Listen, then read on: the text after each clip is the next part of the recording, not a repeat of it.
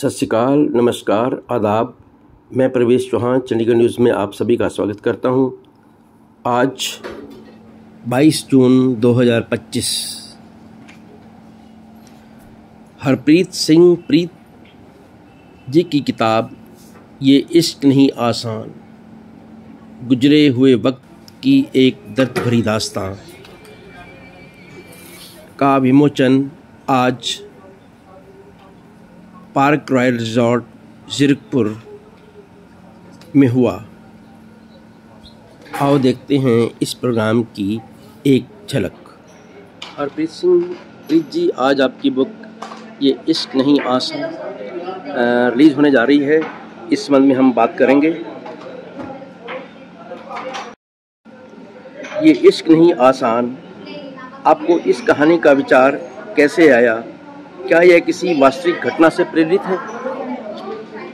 Actually मैं एक और बुक लिख रहा था, मन गहरा समुद्रा तो, the mind is deeper than the oceans. वो मेरी जो पिछले 3 साल में meaningful poetries on social issues, relationships के ऊपर है, उसके आसपास आधारित थी। तो उसमें से एक मेरी पोइट्री थी, जब हम अक्सर मिला करते थे। तो जब हम अक्सर मिला करते थे को विस्तार रूप से लिखना शुरू किया, तो फिर उसका प्लॉट और सब प्लॉट्स बनते गए। और ये एक काल्पनिक कहानी है, जो मेरे मन की उपजी हुई कहानी है, जिसमें मैंने दर्शाया है कि इश्क और प्यार, हमारे ज़माने के इश्क और प्यार कैसे होते थे। तो इस तरह से ये बुक बनी है। ये बनी शॉर्ट स्टोरी थी, लेकिन चलते चलते बुक बन गई। आपको ये कहानी में सत्यपन और गोष्ठी के साथ एक और पात्र भी है। मेरे ख्याल से वो है किस्मत नेती, जो उनके जीवन में बड़ा किरदार निभाती है। इस पर आप क्या कहना चाहेंगे? देखिए, किस्मत बोलते हैं ऐसे, वो अगर हमारे अगेंस्ट हो जाए तो बदकिस्मती है, और अगर हमारे फेवर में हो जाए तो खुशकिस्मती है। तो ये जो खुशकिस्मती और बदकिस्मती है, ये लाइफ का एक हिस्सा है। Yes, I do agree. बार बार वो मिलते हैं, लेकिन मिलके बिछड़ जाते हैं। तो ये सिलसिला कुछ ऐसे ही चला। और इश्क की सही तरह से परख तब होती है जब वो चुनौतियों से, चैलेंजेस से गुजरे। और ये चुनौतियाँ, चैलेंजेस को आप बदकिस्मती कहो तो ये दर्शकों की, रीडर्स की व्यथा है, पर ये लाइफ ऐसे ही है। मैंने कहीं सुना था कि इश्क और मोहब्बत में फ़र्क होता है। जी, आपकी क्या राय है इस बारे में, बताएं प्लीज़। बड़ा सटल सा डिफरेंस है इसमें, इश्क और मोहब्बत में। जो मेरा मन का सोचना वो ये है कि प्यार और मोहब्बत शायद ऐसी इमोशंस हम सब में हैं, जिसमें हम एक दूसरे से एक्सपेक्ट करते हैं। We expect care from each other, we love each other, but we also expect. उम्मीदें हैं, तवक्कुआत हैं। लेकिन जब इश्क की सीढ़ी चढ़ता है प्यार और मोहब्बत, तो वो एक्सपेक्टेशंस ख़त्म हो जाती हैं। That is total surrender. तो टोटल समर्पण को जो है वो मैं इश्क बोलता हूँ, क्योंकि इश्क से ही इबादत होती है। और इबादत जो है वो खुदा की, वो इश्क से कम नहीं। पेट्रोलियम से कविता और फिर उपन्यास तक यह रूपांतरण कैसे हुआ? पेट्रोलियम से मेरी अराउंड 33 इयर्स की सर्विस रही। I retired from fairly senior position.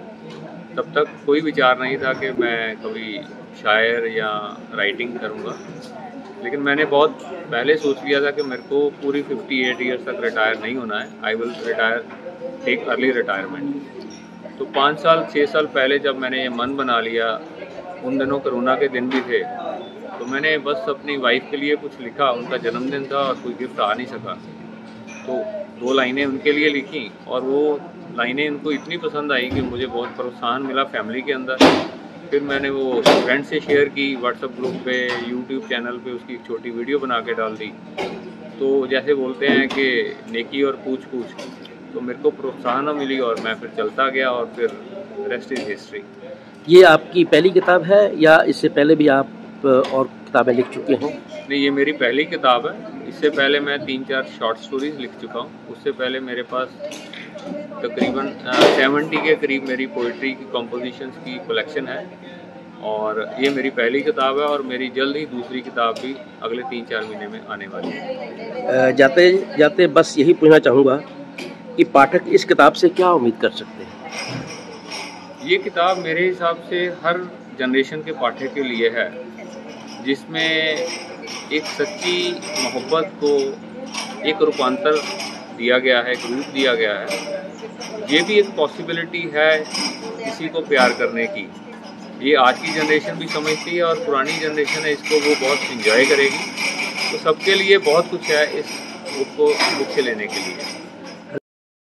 Harpreet Singh Preet ji, Chandigarh news हमें बात करने के लिए आपका बहुत बहुत धन्यवाद और आशा करते हैं कि आप ऐसे ही इश्क वाली किताबें इन फ्यूचर में लिखते रहें। धन्यवाद, शुक्रिया। I welcome you all on the launch of my first book as an author, ये इश्क नहीं आसान।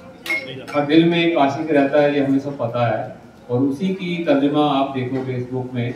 जैसे जैसे हम बात करेंगे ऐसे ऐसे शायद आपके ख्यालात, आपके जो पुराने दिन हैं वो आपके आंखों के सामने से घूम जाएं। तो let's have a very astounding clapping for my anchor who has done this wonderfully well. Thank you so much. दिलों में रंग भरे बादे नौ बहार चले, चले भी आओ के गुलशन का कारोबार चले। दोस्तों, गुड इवनिंग। सबसे पहले तो आप लोगों का बहुत बहुत शुक्रिया कि आप अपना कीमती वक्त निकालकर यहाँ पहुंचे हैं। एक बार अपने लिए जोरदार तालियां प्लीज। हम तहे दिल से आपका स्वागत करते हैं हरप्रीत सिंह जी की पहली किताब के रिवायती लॉन्च में। आपका यहां होना हमारे लिए बहुत खास है। आज की शाम सिर्फ एक किताब के लॉन्च की नहीं, बल्कि ये इश्क नहीं आसान एक ऐसी कहानी है जो आप सबके दिलों को छू जाए।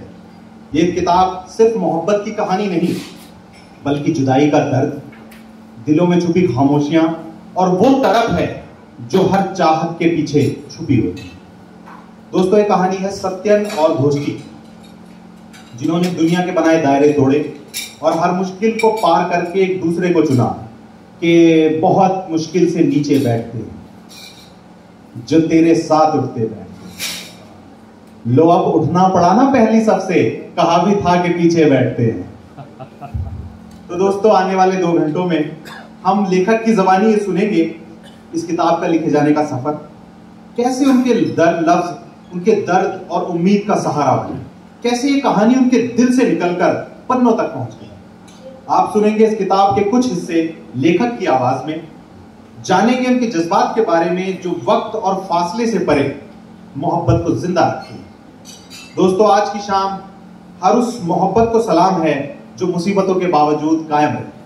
हमें यकीन है कि आप इस कहानी में अपनी अपनी मोहब्बत का अक्स देखेंगे और उसे दोबारा जी पाएंगे कि दश्त में प्यास बुझाते हुए मर जाते हैं हम परिंदे, कहीं जाते हुए मर जाते हैं। दश्त में प्यास बुझाते हुए मर जाते हैं हम परिंदे, कहीं जाते हुए मर जाते हैं। और ये मोहब्बत की कहानी नहीं मरती, लेकिन ये मोहब्बत की कहानी नहीं मरती, लेकिन लोग किरदार निभाते हुए मर जाते हैं। बहुत बहुत शुक्रिया दोस्तों, और आपका दिल से वेलकम है। दोस्तों, मैं अपने लेखक के बारे में आपको कुछ बातें बताना चाहता हूं। हरप्रीत सिंह जी बेसिकली अपनी जिंदगी की दूसरी इनिंग का लुत्फ उठा रहे हैं। बाल उनके काले हैं, उसके बावजूद एक कामयाब पेट्रोलियम इंडस्ट्री में एक सीनियर मैनेजमेंट पोजीशन से रिटायर हुए हैं और आजकल मोहाली पंजाब में मुकीम। रिटायरमेंट के बाद ये 5 साल उन्होंने सिर्फ आराम में नहीं बिताए, बल्कि 2010 से लगातार मैराथन में हिस्सा लेते आ रहे हैं। साथ ही उन्होंने अपनी एक और मोहब्बत लिखने और पढ़ने को भी जिंदा रखा है। जोरदार तालियां एक बार हमारे लिए। दोस्तों, चाहे रिश्ते हो, इंसानियत हो, एनवायरनमेंट हो या रोमांस हो, हरप्रीत जी ने हर एक एहसास को अपनी कलम से छुआ है। और पंजाबी, हिंदी और उर्दू में 50 से ज्यादा कविताओं की वीडियो उनकी यूट्यूब पर आ चुकी है। उन्होंने यूट्यूब चैनल बनाया हुआ है और उनकी 12 एपिसोड्स की एक सीरीज जिसका नाम है गालिब से गुफ्तगू, उसने बहुत अच्छा नाम कमाया और नए अंदाज में लोगों का दिल जीता। पिछले 6 महीनों में उनकी 3 लघु कहानियां भी प्रकाशित हुई हैं और अब उनका पहला नॉवेल ये इश्क नहीं आसा मंजर आम पर। दोस्तों, ये गुजरे वक्त की एक दर्द भरी दास्तान है जिसमें मोहब्बत को एक नए नजरिए से पेश किया गया है। जज्बात तो वही है लेकिन हालात कुछ मुश्किल हैं। और हरप्रीत सिंह जी की ये किताब उनकी मोहब्बत और एहसासात को तर्जमानी करती है, वो एहसासात जो अक्सर खामोश रह जाते हैं कि हम तेरे शहर में आए हैं मुसाफिर की तरह, हम तेरे शहर में आए हैं मुसाफिर की तरह, सिर्फ एक बार मुलाकात का मौका दे दे। मैं गुजारिश करूंगा हमारे ऑथर जनाब हरप्रीत सिंह जी से कि वो स्टेज पर तशरीफ लाएं और इस कार्यक्रम को आगे बढ़ाएं। जोरदार ताली बजाना चाहूंगा कि हमारे दर्शकों को पता चले इस किताब का सफर कैसा है, कैसे आपने अपने लफ्जों को एक रूप दिया, उनको पन्नों पे उतारा। मेरे कुछ सवालात हैं सर, क्या आप तैयार हैं? जोरदार तालियां दोस्तों एक बार हमारे ऑथर के लिए। सर मेरा पहला सवाल यह है कि ये इश्क नहीं आसा किताब को आप अपने दर्शकों को कैसे इससे परिचित कराना चाहेंगे? ये किस बारे में है, इसकी कहानी कैसी है और एक पढ़ने वाले को इससे क्या उम्मीद रखनी चाहिए? बहुत से सवाल एक साथ पूछ लिए तो let me answer one by one. ये इश्क नहीं आसान जब मैंने कंसीव किया ये, तो मैं अपनी पोइट्री के ऊपर कुछ और लिख रहा था और उसमें से एक शॉर्ट स्टोरी लिखने की कोशिश कर रहा था और उस शॉर्ट स्टोरी से ये नॉवल कब बन गया मेरे को खुद भी पता नहीं चला। प्लॉट के ऊपर प्लॉट्स और सब प्लॉट्स बनते गए और ये कहानी जो है शॉर्ट स्टोरी वो एक किताब का अख्तियार ले गई, रूप अख्तियार कर गई।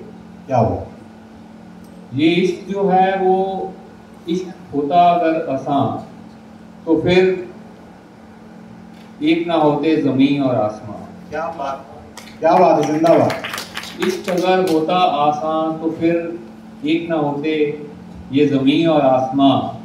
मोहब्बत हर किसी को अगर मिल गई होती तो फिर क्यों लिखते और क्यों सुनते हमजा जी हम यहाँ बैठे गुजरे हुए वक्त की एक दर्द भरी दास्तां। वाह वाह वाह वाह। तो ये जो इश्क है मेरे हिसाब से जो मेरे दिमाग में बात चल रही थी, ये है प्यार मोहब्बत की अगली सीढ़ी है इश्क, जिसमें इश्क में कठिनाइयां हैं। वो कठिन कदम तो याद रह जाते हैं लेकिन उनके एहसास जो हैं वो अमर हो जाते हैं, ऐसा मेरा सोचना है। और इश्क इबादत में जब बनता है, जब खुदा की इबादत को भी इश्क के रूप में ही देखा जाता है, तो वो इश्क जो है वो मैं यहाँ लेकर आपके सामने आया हूँ। ये भी एक पॉसिबिलिटी है, मैं अपने रीडर्स को अपने दर्शकों को ये बताना चाहता था इस बुक के थ्रू। ये भी एक पॉसिबिलिटी है, how one person can love the other person. क्या बात है। तो ये रही मेरी आपके सवालों के जवाब कि ये कहाँ से उपजा। तो आप कहना चाहते हैं कि इंसान दूसरे के प्रति कितनी मोहब्बत रख सकता है, कितना प्रेम एक दूसरे इंसान के बारे में किसी को हो सकता है, ये उसकी कहानी है, उसे समझने वाले से जरूर पड़ेगा। बिल्कुल।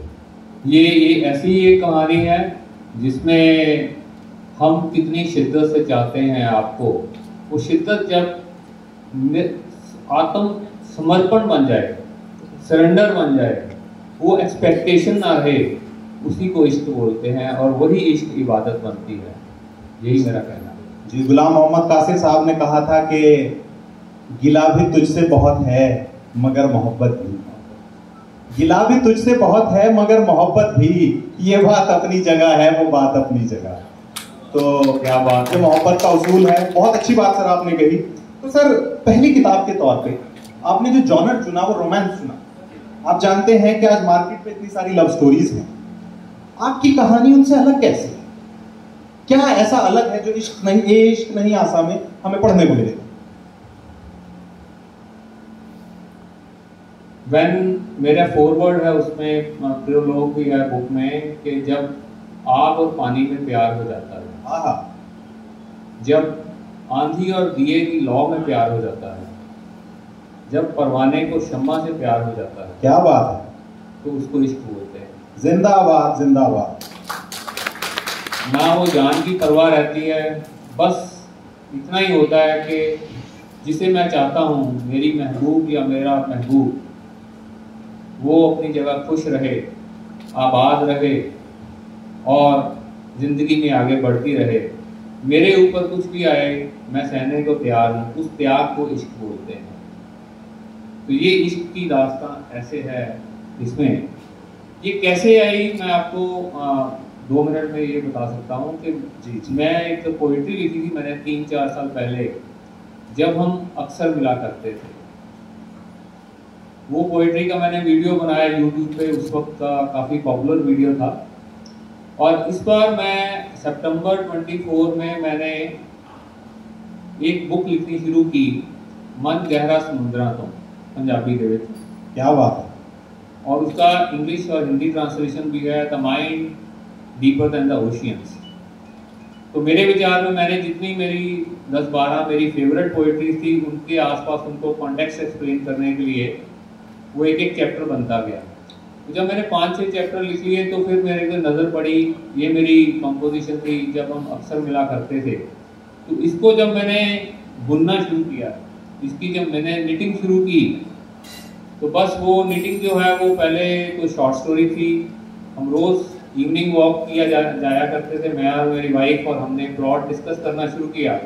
तो बात बनते बनते बनते बनते वो 10-12 पेज की शॉर्ट स्टोरी से 226 पेज का नॉवल बन गया। तो सर, उस नॉवल से चंद लाइनें आप हमें सुना सकते हैं, हमारे दर्शकों को कोई आइडिया मिल जाए, उन्हें एक ट्रेलर मिल जाए, प्रोमो मिल जाए। मैं आपको यू वांट टू से paragraph, any of the paragraph.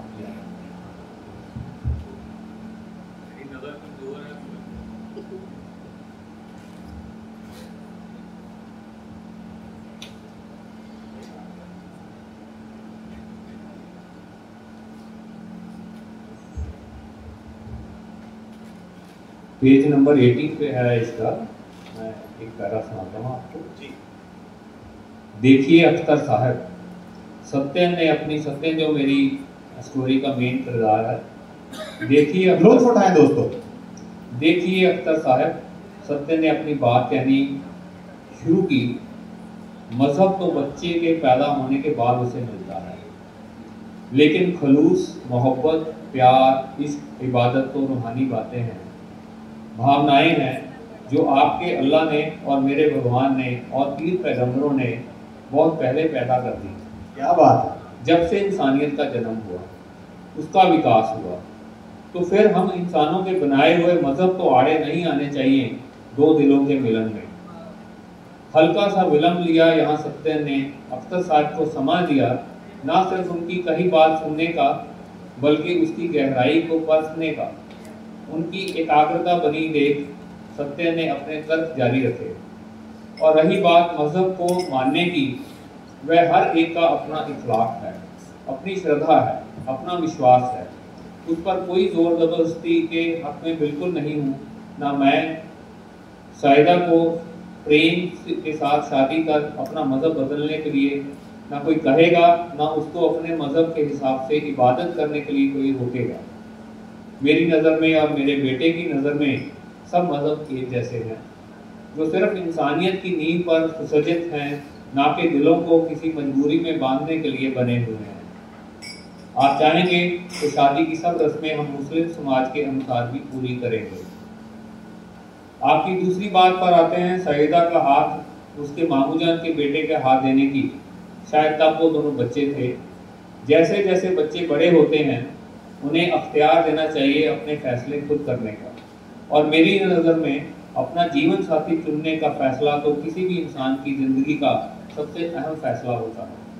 हम जिन बच्चों से इतना प्यार करते हैं, अपनी जान से ज़्यादा उनकी हिफाजत करते हैं, हम ही कैसे उनके इस अधिकार से उन्हें बेदखल कर सकते हैं। इस रिश्ते की बुनियाद माँ बाप का अहम नहीं, बच्चों की मर्जी होनी चाहिए, आपकी ज़ुबान नहीं, सईदा की मोहब्बत होनी चाहिए। अगर मैं गलत हूँ तो मुझे ज़रूर दुरुस्त कीजिएगा। जिंदाबाद। क्या कहना सर, क्या खूबसूरत। आप देखें आज के वक्त में जब चारों तरफ माहौल दहक रहा हो और कोई इंसान मोहब्बत का तबस्सुम मुहैया कराए तो उसके लिए जोरदार तालियां तो बनती हैं। कि इसी बहाने मेरे आसपास रहने लगे, इसी बहाने मेरे आसपास रहने लगे, मैं चाहता था कि तू भी उदास रहने लगे। और उदासी एक इबादत है इश्क मजहब की, उदासी एक इबादत है इश्क मजहब की, वो कामयाब हुए जो उदास रहने लगे। तो दोस्तों, इस सिलसिले को आगे बढ़ाते हैं। बहुत ही खूबसूरत जवाब सर दे रहे हैं और मैं दावे के साथ कह सकता हूं कि तैयारी से आए हैं। अगला सवाल ये है सर कि आपकी कहानी में जो मैंने पढ़ा, जो समझा, जो नायक और उसकी प्रेमिका है वो एक दूसरे से जुदा हो जाती है, एक विरह वहां पे नजर आती है, कई सालों का इंतजार और तड़प वो लोग झेलते हैं। आपने दर्द और उम्मीद के बीच के उस बैलेंस को, जहां नाउम्मीदी और कुफ्र अपनी जगह ले लेता है, उसे आपने कैसे संभाला और कैसे उसको बैलेंस किया, इसके बारे में हमारे दर्शकों को थोड़ा बताएं। मैंने इसमें एक डायलॉग है मेरा,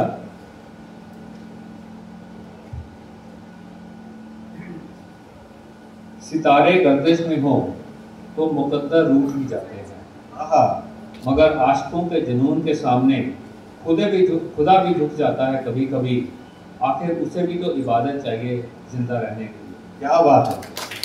तो ये जो डायलॉग है, ये जो मेरी मन की सोच है, मेरे ख्याल से आपके सवाल का जवाब देता होगा। ये जरूरी, जब आदमी और औरत एक दूसरे से बिना किसी शर्त के, बेशर्ता बोलते हैं उसे, बिना किसी शर्त के, बिना किसी एक्सपेक्टेशन के एक दूसरे के हो जाते हैं पूरे समर्पण के साथ, तो फिर दूरियां मायने रखना बंद कर देती हैं। फिर रिश्ते जो हैं वो टेलीपैथी होती है। आप बुक को अभी I can't reveal much of it, लेकिन इसमें 20 साल की दूरियां के बाद भी जब वो मिलते हैं तो ऐसे मिलते हैं जैसे सालों से मिले ही हुए हैं, जैसे वो साथ में ही रह रहे हैं।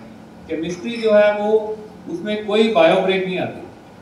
आजकल की जो हमारा ब्रेकअप और लिव इन रिलेशनशिप और नाइट, मतलब whatever situationship, I don't know whatever it is called, ये सारी चीजों के बाद बहुत ऊपर है। और जो वो लॉ जलती है उसको कोई आंधी मिटा नहीं सकती, बुझा नहीं सकती। ऐसे रिश्ते बनते हैं, और जब ये ऐसे रिश्ते बनते हैं तो फिर आपको बैलेंस मेंटेन करने की जरूरत ही नहीं पड़ती, बैलेंस खुद ब खुद बनता है। वो आपकी सोच है, मेरे कैरेक्टर्स की, मेरे किरदार की सोच है कि ये तो मेरे साथ है, मुझे तो आगे बढ़ना है और इसका सुख देखना है, इसकी खुशी देखनी है। बस वो एक दिमाग में जुनून है कि मैं इससे प्रेम करता हूँ, मोहब्बत करता हूँ और मुझे इससे चाहिए कुछ नहीं, ये मैं इससे प्रेम करता हूँ, ये मेरे से करती है, डजंट मैटर मच। क्या बात है, बहुत ही खूबसूरत जवाब सर। और मुझे अमीर इमाम साहब के 4 मिसरे याद आ गए कि ये कार्य जिंदगी था सो करना पड़ा मुझे, खुद को समेटने में बिखरना पड़ा मुझे, और इस बार राह इश्क कुछ इतनी तवील थी, इस बार राह इश्क कुछ इतनी तवील थी, उसके बदन से होके गुजरना पड़ा मुझे। तो दोस्तों, सर ने जिक्र किया एक नई जो टर्मिनोलॉजी है, बहुत से लोग समझते हैं, समझते तो खैर सभी हैं, लेकिन हम उन लफ्जों को अपनी जुबान पे नहीं लाना चाहते। सर ने बहुत नए लफ्ज, सिचुएशनशिप, लिव इन रिलेशनशिप, इस तरह के लफ्जों का जिक्र किया। जो अगला सवाल बनता है वो ये बनता है, सर आपने अपनी कहानी का जो बैकग्राउंड है, ये 90 का दशक रखा है, जब ये सब चीजें नहीं थी। आपको लगता है कि क्या आज की पीढ़ी, जो आपने टर्मिनोलॉजी इस्तेमाल की, जो उसको देखकर बड़ी हो रही है, वो 90 के दशक के उस चिट्ठियों वाले और लैंडलाइन फोन वाले इश्क को समझ पाएगी? क्या आपको लगता है कि आप नई पीढ़ी को इससे कनेक्ट कर पाएंगे? नहीं, मुझे लगता है कि पीढ़ी दर पीढ़ी इसमें कोई फर्क नहीं है। आज भी उतनी ही शिद्दत है प्यार में, मोहब्बत में, क्या बात में, जितनी पहले थी। इश्क मोहब्बत जब कठिनाइयाँ आती हैं, चुनौतियाँ आती हैं, तो वो उजागर होता है। अदरवाइज अगर दोनों की आपस में मिलन हो गया तो फिर वो हमें सोसाइटी को पता ही नहीं चलता। दूसरी बात, ये जो इश्क है, ये जो लैला मजनू वाला इश्क टाइप है, आज के युग के हिसाब से मैंने उसको रूपांतरण किया है 1990s में। अगर आप देखेंगे तो आज 2025 में भी ऐसे इश्क हैं। मैं तो ये समझता हूँ कि हमारी जो करंट जनरेशन है, या जो 1-2 पीढ़ी पहले की जनरेशन है, पोस्ट 2000, वो हमसे कहीं बेहतर स्थान पे है, क्योंकि उनके रिश्ते में घुटन नहीं है। हमारे टाइम पे हमारे रिश्तों में प्यार था, वो एक तरह के रिश्ते थे। लेकिन बहुत सारे रिश्ते ऐसे भी थे, बहुत सारी शादियां भी ऐसे थी जिसमें घुटन थी, लेकिन देयर वाज नो एग्जिट। क्यों? क्योंकि आज की लड़की वो फाइनेंशियली फ्री है, वो उसकी अवेयरनेस ज़्यादा है, सोसाइटी इवॉल्व हो चुकी है, and it is for all the good reason कि आपके पास एग्जिट के ऑप्शंस हैं, and those options are not criticised by the society anymore. लेकिन ये जो इश्क और इबादत का जो जुनून है, ये जुनून पहले भी था, आज भी है और सदियों तक चलता रहेगा, ये मेरा विश्वास है। और इसी हिसाब से मैं कह रहा हूँ कि ये जो किताब है, ये हमारी जनरेशन या आपकी जनरेशन या यहाँ बैठे मेरे कुछ नौजवान साथियों की जनरेशन की नहीं, ये सबकी है। इसमें सबको देखने को मिलेगा कि ये इश्क और ये प्यार ऐसा भी होता है। क्या बात है सर, बहुत खूबसूरत जवाब। और सर एक सवाल ये भी बनता है कि आपने इतने लंबे समय में जो ये किरदारों का जो डेवलपमेंट है वो आपने कैसे दिखाया है? कहानी की शुरुआत में गोष्ठी और सत्यन कैसे थे और अंत तक आते आते, क्योंकि जैसे जैसे वो परिपक्व हुए, मिच्योर हुए, उनमें क्या बदलाव आया, उनमें कौन से गुण उनके अंदर शामिल हुए उनके किरदार में, और क्या बुराइयां उनमें शामिल हुई? क्योंकि ये तो पॉसिबल नहीं है कि सिर्फ गुण इंसान डेवलप करे, कई बार उसमें कमियां गलतियां करना इंसान की फितरत है। तो उससे ये सवाल ये निकलता है कि गोष्ठी और सत्यन, इन दोनों के किरदार का डेवलपमेंट कैसे हुआ? सत्यन का किरदार जब मैंने सोचा तो वो एक बहुत ही फैमिली टाइप पर्सन था, नौजवान लड़का जो फॉरेन से पढ़ने लिखने के बावजूद भी इंडिया में सेटल होना चाहता था in the 90s। He wanted to take best of the decontrol measures at that point of time introduced by Manmohan Singh government, Narasimha Rao government and Manmohan Singh as finance minister। ये उस वक्त वो अपने electronic goods की वो business बढ़ाना चाहता है। तो matured guy at young age, और वो अपनी माँ से बहुत प्यार करता था। सत्यन अपनी माँ को अपनी दोस्त समझता था और समझता रहा लास्ट तक। और उसमें वो लड़कियों को लेके बहुत शर्मिंदा नहीं मैं कहूँगा, वो शर्मसार रहता था, थोड़ा हिचकिचाता था बात करने से। लेकिन वो अपने दोस्तों को अक्सर कहता था कि जिस दिन मेरे को मेरा क्लिक कर गया, कहीं मेरा कुछ टांका ऐसे दिमाग में हिल गया, जब मेरे को एक सिग्नल आ गया कि दिस इज द गर्ल, उस दिन फिर मेरे से उसको कोई जुदा नहीं कर पाएगा। क्या बात है। तो सत्यन जो है वो इस तरह की प्रवृत्ति का था। लेकिन जैसे जैसे उम्र बढ़ती गई, चैलेंजेस आते गए, उसकी जो कमिटमेंट थी, उसकी जो पैशन था लव के लिए, वो कम नहीं हुआ, बढ़ता गया। उसको गोष्ठी मिली, फिर नहीं मिली, फिर मिली, फिर there are so many turns in this entire saga, लेकिन उसका जो विश्वास था अपनी मोहब्बत के ऊपर वो कम नहीं हुआ। वो आप पढ़ते जाएंगे और आपको पता चलता जाएगा। एज फार एज गोष्ठी वाज कंसर्न, शुरुआत की उसने अपने जिद्दीपन से। वो एक जिद्दी लड़की थी और जिद में आके उसने कुछ डिसीजन हेस्टेंट लिए, जल्दी में लिए, जिसका उसको हर्जाना भुगतना पड़ा। और वो एक गलती करके दूसरी गलती करने के लिए हिचकिचा रही थी कि क्या मैं ये फैसला मेरा गलत ना हो जाए। और उसमें लेकिन एक चीज़ बहुत अच्छे से भरी थी कि वो अपनी फैमिली की प्रतिष्ठा, अपने बच्चों के लिए वो सब कुछ कुर्बान करने के लिए तैयार थी। तो ये गोष्ठी की धीरे धीरे ये जो उसकी शख्सियत है वो निखरती गई इनफैक्ट। और जैसे जैसे शख्सियत निखरती गई उसका त्याग बढ़ता गया। और आप जब क्लाइमेक्स पे पहुंचेंगे तो that is the height of sacrifice she made it. वो आपको जब लास्ट पेज पे पहुंचेंगे तो ही पता चलेगा, unless and U turn the last page first.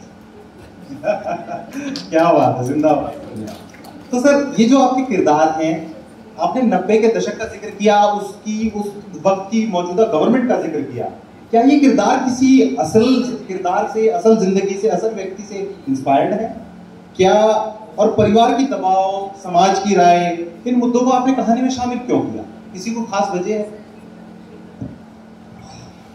ये तो सारे किरदार काल्पनिक हैं फॉर श्योर, लेकिन यहाँ बैठे हर शख्स में एक आशिक बैठा है। ऐसा नहीं है कि हमारी ज़िंदगी में ये सारे दौर निकले हैं, किसी के थोड़ी कम नौयत है, किसी की थोड़ी ज़्यादा नौयत है। तो 90 के सन में मैंने इसको स्टेज किया है, और ये किरदार की मैं थोड़ी सी आपको बैकग्राउंड बता दूं। इसमें जो सत्येंद्र देव जिंदल हैं, उनका हमने शॉर्ट में नाम रखा है SDJ। और SDJ कैसे नाम मेरे दिमाग में आया कि जब हमारी शादी हुई थी, मेरी और मेरी वाइफ की, हरप्रीत की, हम दोनों के नाम सेम है, हरप्रीत सिंह एंड हरप्रीत कौर।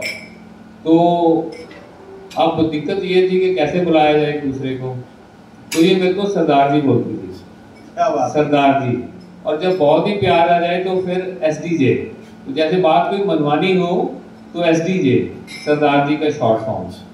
और ये पहले बहुत पतली दुबली थी, जो आज दिख रही हैं, आज भी पतली दुबली हैं, लेकिन ऑफेंसेस नॉट मेड, लेकिन उस वक्त ये बहुत पतली थी।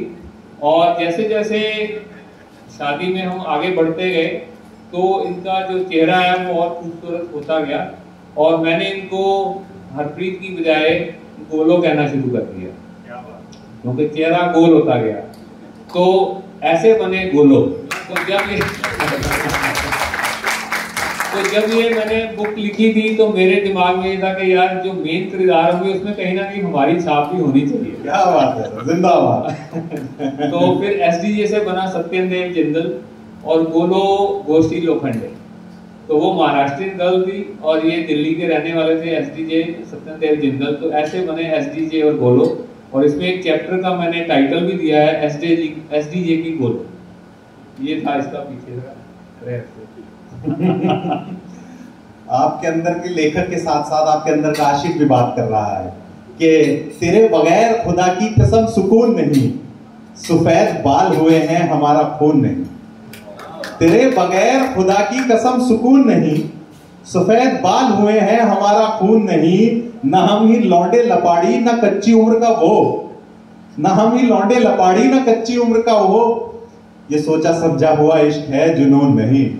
जोरदार तालियां एक बार हमारे लेखक के लिए और आशिक के लिए, और एक जिंदा दिल आशिक। हर किसी के अंदर जिंदा रहना चाहिए, नहीं तो जिंदगी बहुत नीरस, बहुत बेमानी हो जाती है।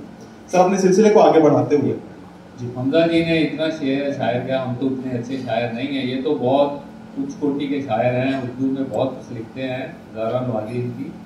और मेरा एक शेर है, इसी जुनून की बात की तो जी मुल्क की सरहद होती है, मुल्क की सरहद होती है, इश्क की कोई हद नहीं होती। क्या बात है। मुल्क की सरहद होती है, इश्क की कोई हद नहीं होती। यूं तो लगता है कई बार, मगर पाक मोहब्बत अक्सर बेबस नहीं होती। वाह वाह वाह वाह। तो ये जो बुक की पूरा थीम है वो ये है कि हम कितने भी, ये जो मोहब्बत है वो निखर के आती है जब इसके सामने चैलेंजेस आते हैं, और वही निखर के मोहब्बत जो है वो इश्क बन गई। ये इसका थीम। मैं फिर एक बार, और बिल्कुल सही बात है, अगर निभाने वाला निभाने पे आ जाए तो कोई ताकत नहीं है जो दो प्यार करने वालों को रोक सके मिलने से। तो लेकिन इसके लिए सर सहनशीलता चाहिए, सब्र चाहिए। तो आप ये चाहते हैं अपने पाठक से कि वो वक्त, सब्र और जज्बाती सहनशीलता के बारे में क्या सीखे? पाठक उससे कुछ निकाल सकता है, कुछ ऐसी बातें सीख सकता है जिससे उसे पता लगे कि वो मोहब्बत को पाना तो है, लेकिन उस पाने का जो रास्ता है, वो कांटों भरी जो राह है, उसे कैसे पार किया जाए? क्या पाठक वहां से कुछ निकाल सकता है? देखिए, जो मेरी सोच है ये कि physical intimacy and sex, they are important part of romance, but that is not the only part. वो एक बहुत छोटा हिस्सा है। बड़ा हिस्सा है आपस में जज्बात पे मिलना, अंडरस्टैंडिंग होना, एक दूसरे की केयर करना।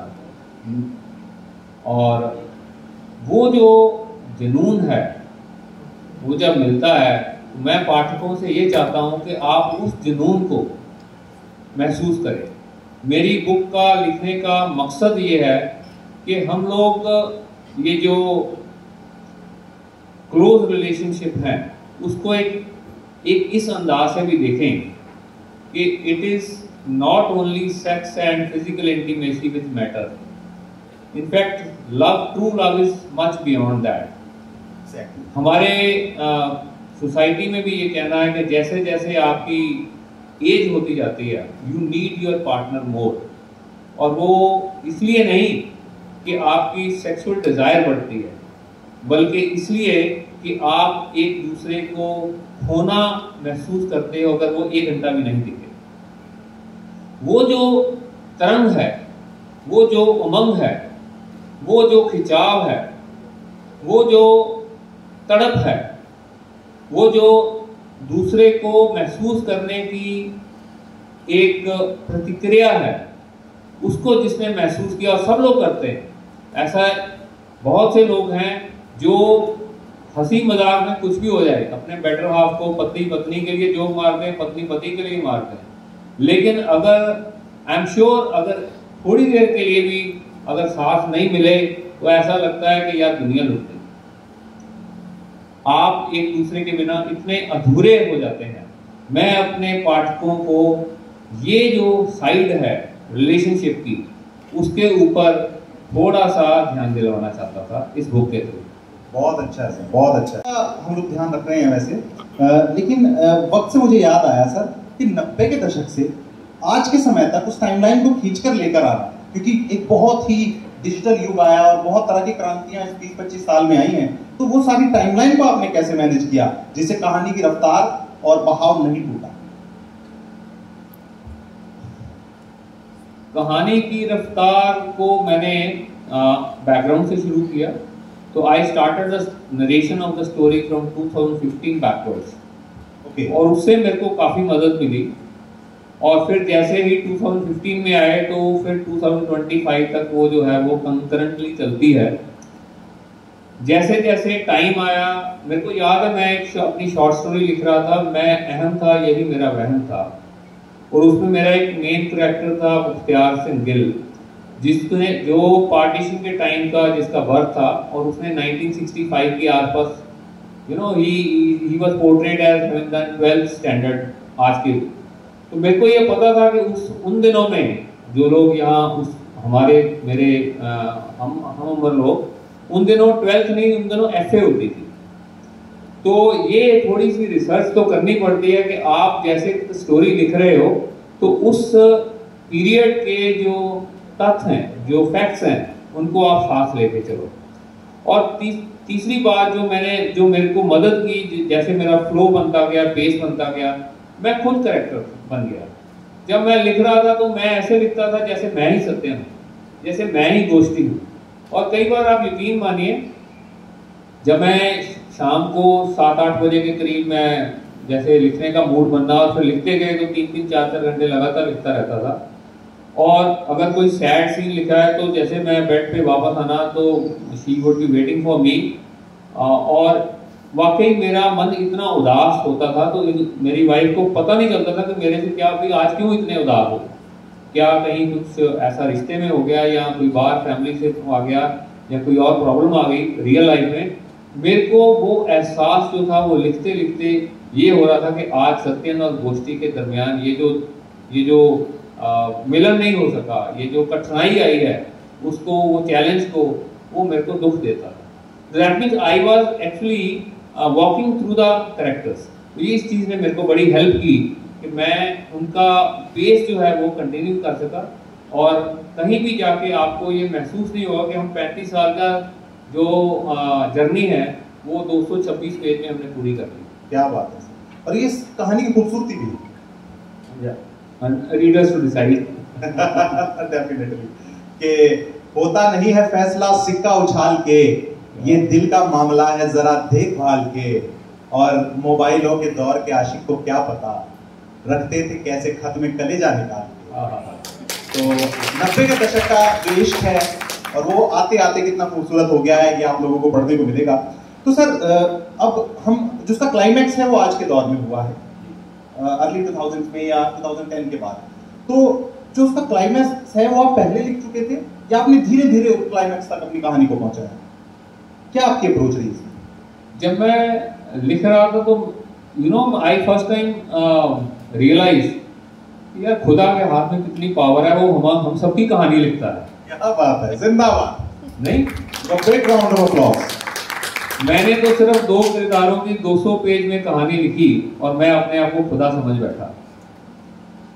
और जो बंदा, जो वो भगवान, जो अनदेखी शक्ति है, वो हम सबकी कहानी कई युगों से लिख रही है, वो कितना अपार शक्तिमान होगा। क्या बात। तो ये रियलाइजेशन बहुत आई, बहुत खूबसूरत। दूसरी चीज, जब मैं लिख रहा था तो मैंने of course there was a larger plot in my mind कि इसको कैसे हमें क्या मैं कहना चाहता हूँ, लेकिन इससे सब प्लॉट्स को मैंने जैसे जैसे मेरा मूड आया, बनता गया, मैं लिखता गया, मेरे पास 4-5 ऑप्शन थी इसके क्लाइमेक्स को लिखने की। अब वो जैसे जैसे सब प्लॉट्स डेवलप हुए, I let them get develop, मैं उसमें बाधा नहीं बना। जैसे मेरे को उस वक्त जो मैं रोज तो एक ही दिन में तो सारी लिखी नहीं गई है, it took me around 55-60 days to write the first draft.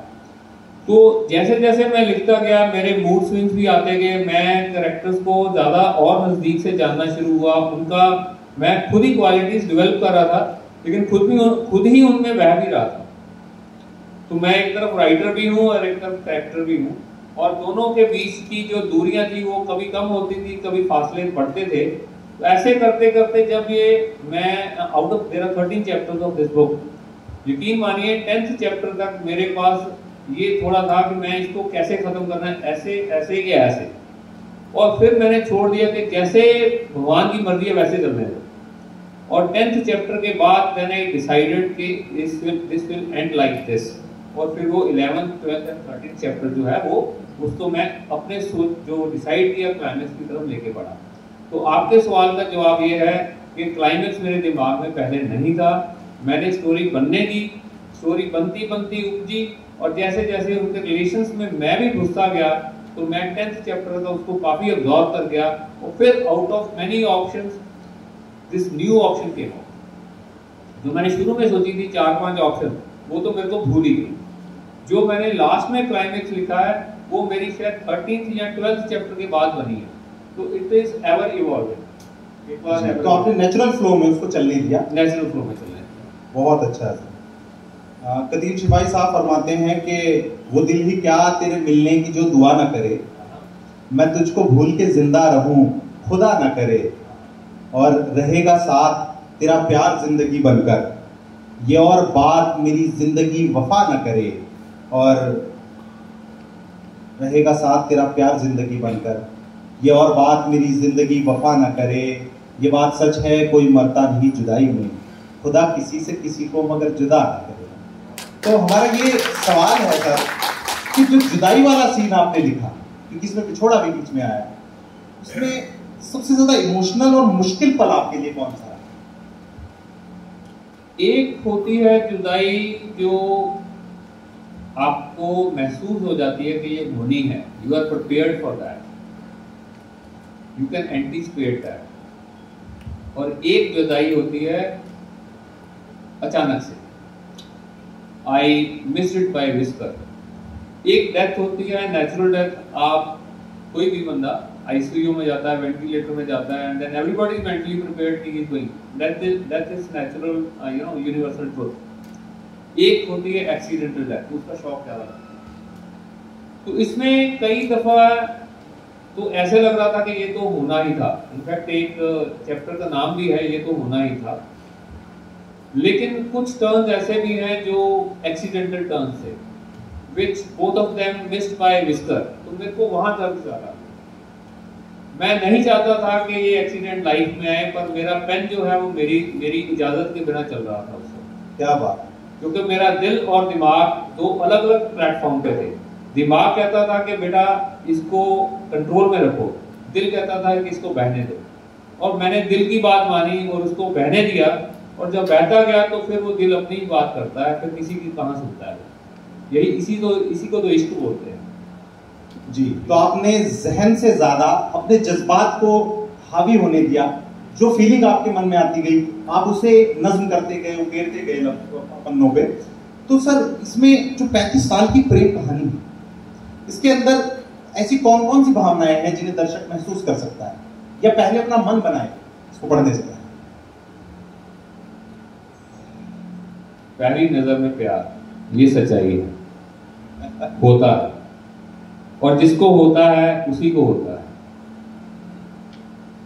इश्क किया नहीं जाता, हो जाता है जी। काश ये सच ना होता।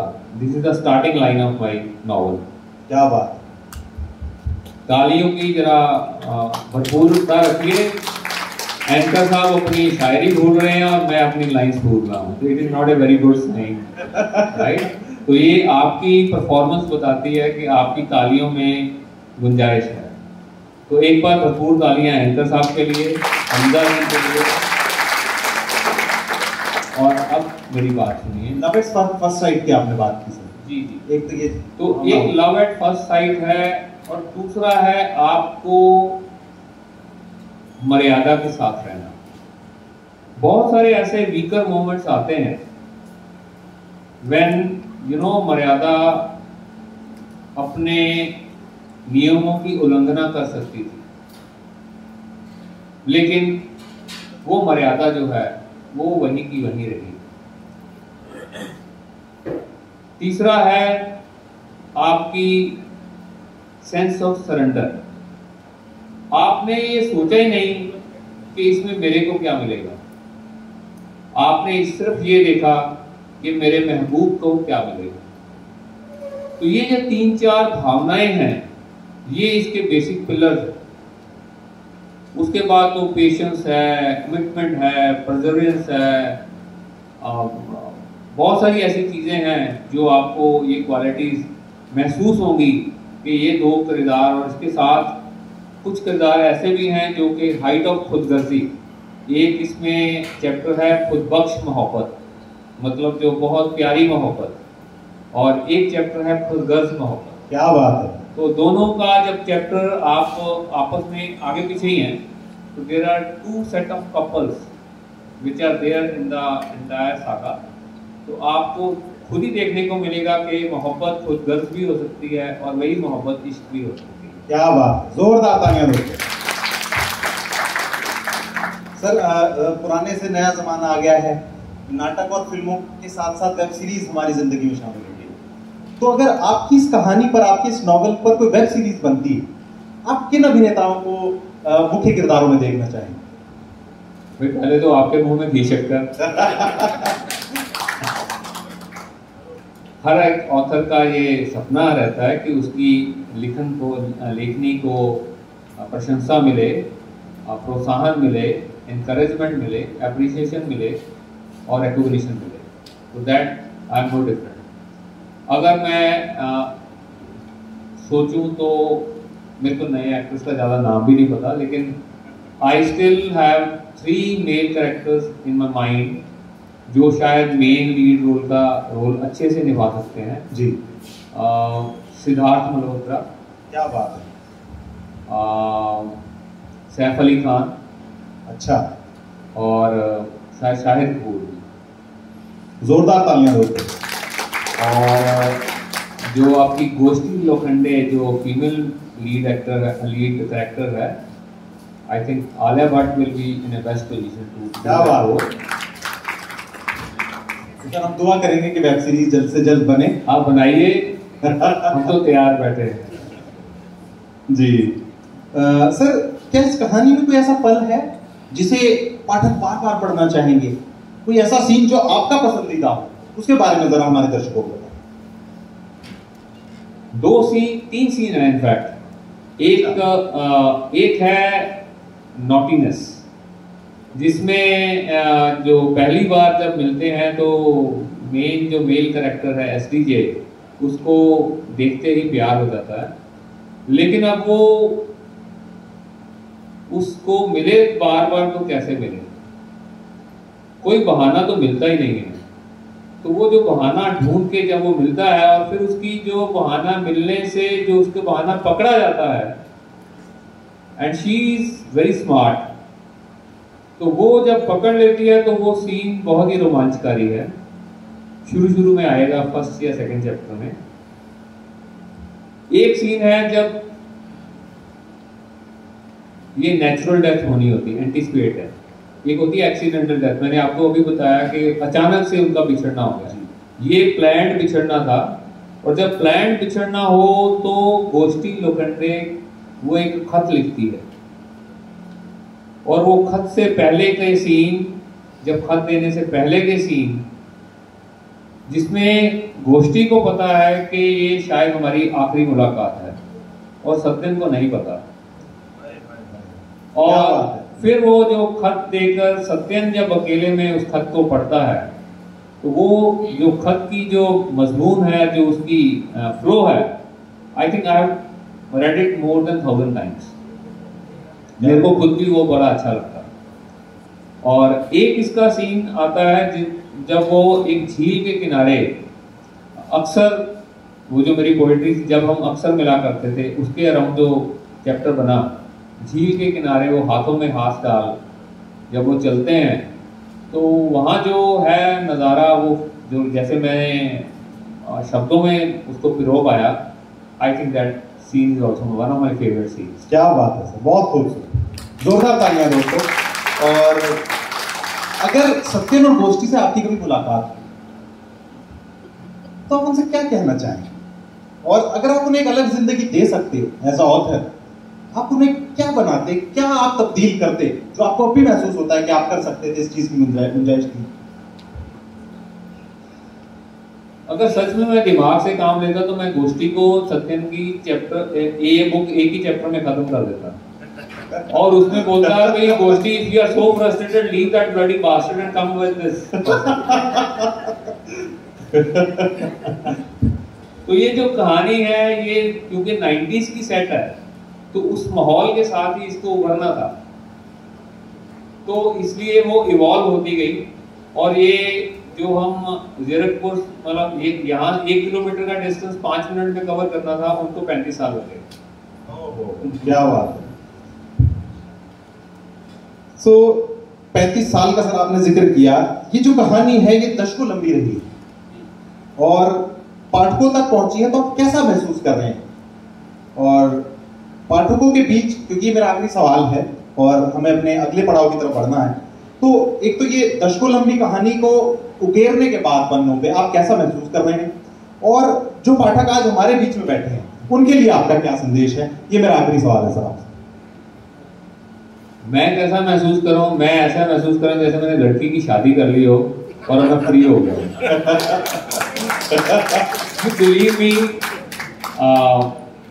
I'm so grateful to तुष्टि, हमारी पब्लिशर। जोरदार तालियां तुष्टि के लिए। She is also managing the entire event. मेरे को लगा पहली किताब थी तो पता नहीं था इतना, अब लगा कि किताब लिखनी आसान है, पब्लिशर के साथ काम करना मुश्किल है। इसने मेरे से बहुत होमवर्क करवाया। तो मैं तो ऐसे समझता हूँ जैसे 2 महीने मेरे को लगे ड्राफ्ट बनाने में और 2 महीने लगे उसको प्रिंटिंग की स्टेज तक लाने के लिए। तो ठीक है, ये मेरा एक्सपीरियंस था, फर्स्ट एक्सपीरियंस था, and she is publishing books day in and day out, तो उनका एक बहुत बड़ा योगदान रहा इसमें। मेरे को बहुत अच्छा लग रहा है। I am my dream has come true. In fact बहुत सालों से मेरी एक तमन्ना थी, बहुत सालों से मेरी एक तमन्ना थी कि मैं कुछ लिखूं और लिखकर मैं एक किताब के रूप में इस दुनिया में छोड़ के जाऊं। आज मेरे फादर होते, मैंने उनको ये बुक डेडिकेट की है, आज अगर मेरे फादर होते तो वो बहुत खुश होते मेरी इस अचीवमेंट पर। बुक इतनी अच्छी चलती है, कितना रीडर उसको सराहते हैं, इट इज़ अनकंट्रोलेबल, लेकिन I have given best to this book. That is क्या बात है, जिंदाबाद। दोस्तों, जो लेखक है, कवि है, मुझे एक कवि होने के तौर पे ये एहसास होता है कि जितना क्रेडिट उन्हें मिलना चाहिए उतना नहीं मिलता। कि हाँ राइटर है जी, हाँ जी शायर है जी, हाँ लिखदा गाउंदा है कोई, तो We are in the same boat. We are in the same boat। तो ऐसा मुझे कई बार महसूस हुआ कि ये हमसे पूछिए कि गजल मांगती है कितना लहू, सब समझते हैं ये धंधा बड़े आराम का है। तो मैं आप सबसे गुजारिश करूंगा एक बार हमारे लेखक के लिए स्टैंडिंग ओवेशन में दिया जाए और उनकी इस किताब के लिए, उनकी इस मेहनत के लिए उनकी हौसला अफजाई की जाए। मैं आप सबका शुक्रगुजार हूँ कि आप लोगों ने मेरे और क्रिस्टी के इनविटेशन पे यहाँ अपना कीमती समय निकाल कर आए और ये मेरी हौसला अफजाई की। मैं सारी उम्र इसको याद रखूँगा। Thank you so much. माफी चाहूंगा कि आज हमारे जो मेहमान खुसूसी हैं, हमारे चीफ गेस्ट हैं नवदीप सिंह गिल जी। मैंने उनके बारे में आपको इंट्रोड्यूस नहीं कराया, एक बार जोरदार तालियां नवदीप जी के लिए।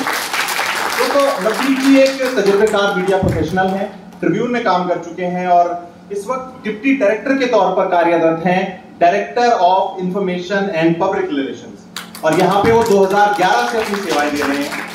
दोस्तों, गिल साहब पंजाबी ट्रिब्यून में स्पोर्ट्स जर्नलिस्ट रहे, सब एडिटर रहे और प्रवासी मैगजीन में भी एज अ स्पोर्ट्स मैनेजर उन्होंने काम किया।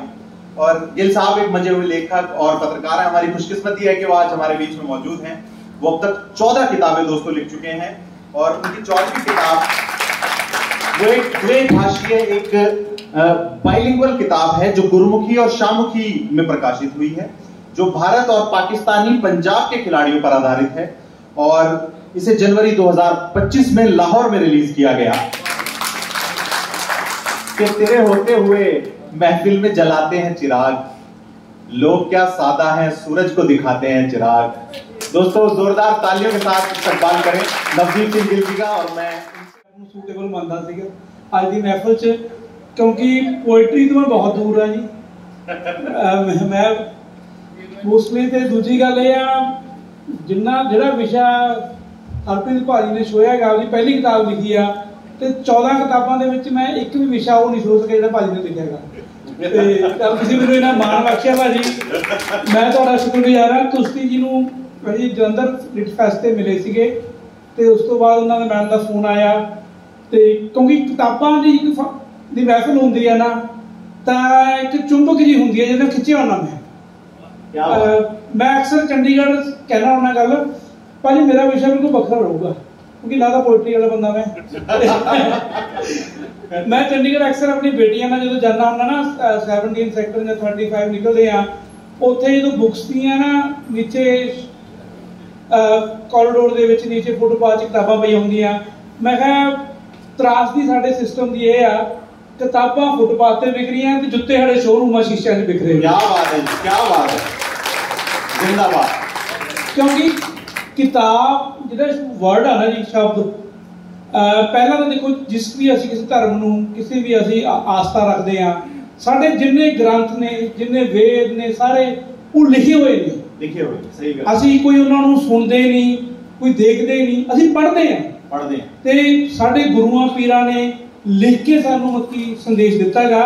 सवेरे उठ के चाहे असीं गुरु ग्रंथ साहब आ, चाहे गीता, चाहे कुरान, चाहे रामायण, चाहे बाइबल कोई भी आ, वो सानूं देखो किड्डी वड्डी देन सानूं साडे गुरुआं पीरां तो मिली आ। वो लिख के ते लिखण दी कितनी इंपॉर्टेंस आ। बिल्कुल। ते जिहड़ी गल आप करदे ने भी लिखण दी, क्योंकि राइटर जिहड़ा हुंदा ना, मैं हमेशा मैं अपनी फर्स्ट किताब यूनीवर्सिटी पढ़ते लिखी सी। मेरे अज वो दिन याद आ रहा भाजी तुहाडी बुक लॉन्च ते, क्योंकि कहते पहली मुहब्बत, पहला प्यार, पहली किताब बंदा सारी उम्र नहीं भुलदा। ते मैं वो यूनीवर्सिटी पढ़दा हुंदा सी, पंजाब यूनीवर्सिटी, ते मैं रीडिंग रूम दे विच उदों किताब लिखी सी 1 साल दे अंदर।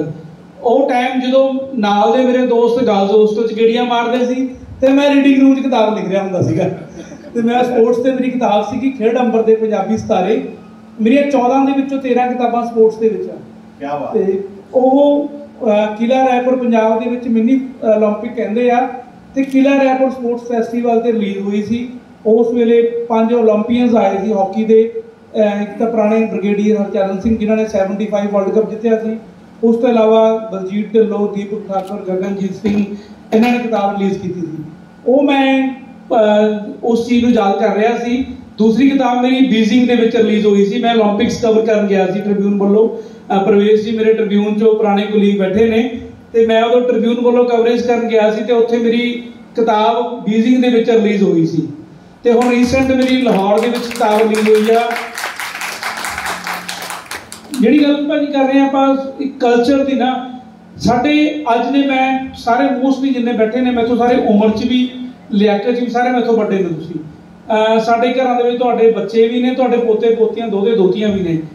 तुहानूं भी एक चीज़ का फिकर लगता होगा, तुहाडे बच्चे जो मोबाइल ते रीलां देखते हैं ਉਹ ਐ ਉਂਗਲਾਂ ਕਰਦੇ ਆ। ਜਦੋਂ ਤੁਹਾਨੂੰ ਵੀ ਇੱਕ ਨਾ ਦੇਖ ਕੇ ਹੁੰਦਾ ਵੀ ਤੁਸੀਂ ਉਹਨਾਂ ਨੂੰ ਕਹਿੰਦੇ ਹੋ ਕਿ ਤੁਹਾਡੀ ਏਜ ਦੇ ਵਿੱਚ ਅਸੀਂ ਤਾਂ ਕਿਤਾਬਾਂ ਪੜ੍ਹਦੇ ਸੀ, ਅਸੀਂ ਅਖਬਾਰ ਪੜ੍ਹਦੇ ਸੀ, ਅਸੀਂ ਮੈਗਜ਼ੀਨ ਪੜ੍ਹਦੇ ਸੀ, ਪਰ ਤੁਸੀਂ ਸਾਰਾ ਦਿਨ ਮੋਬਾਈਲ ਨੂੰ ਚੁੰਬੜੇ ਰਹਿੰਦੇ ਆ।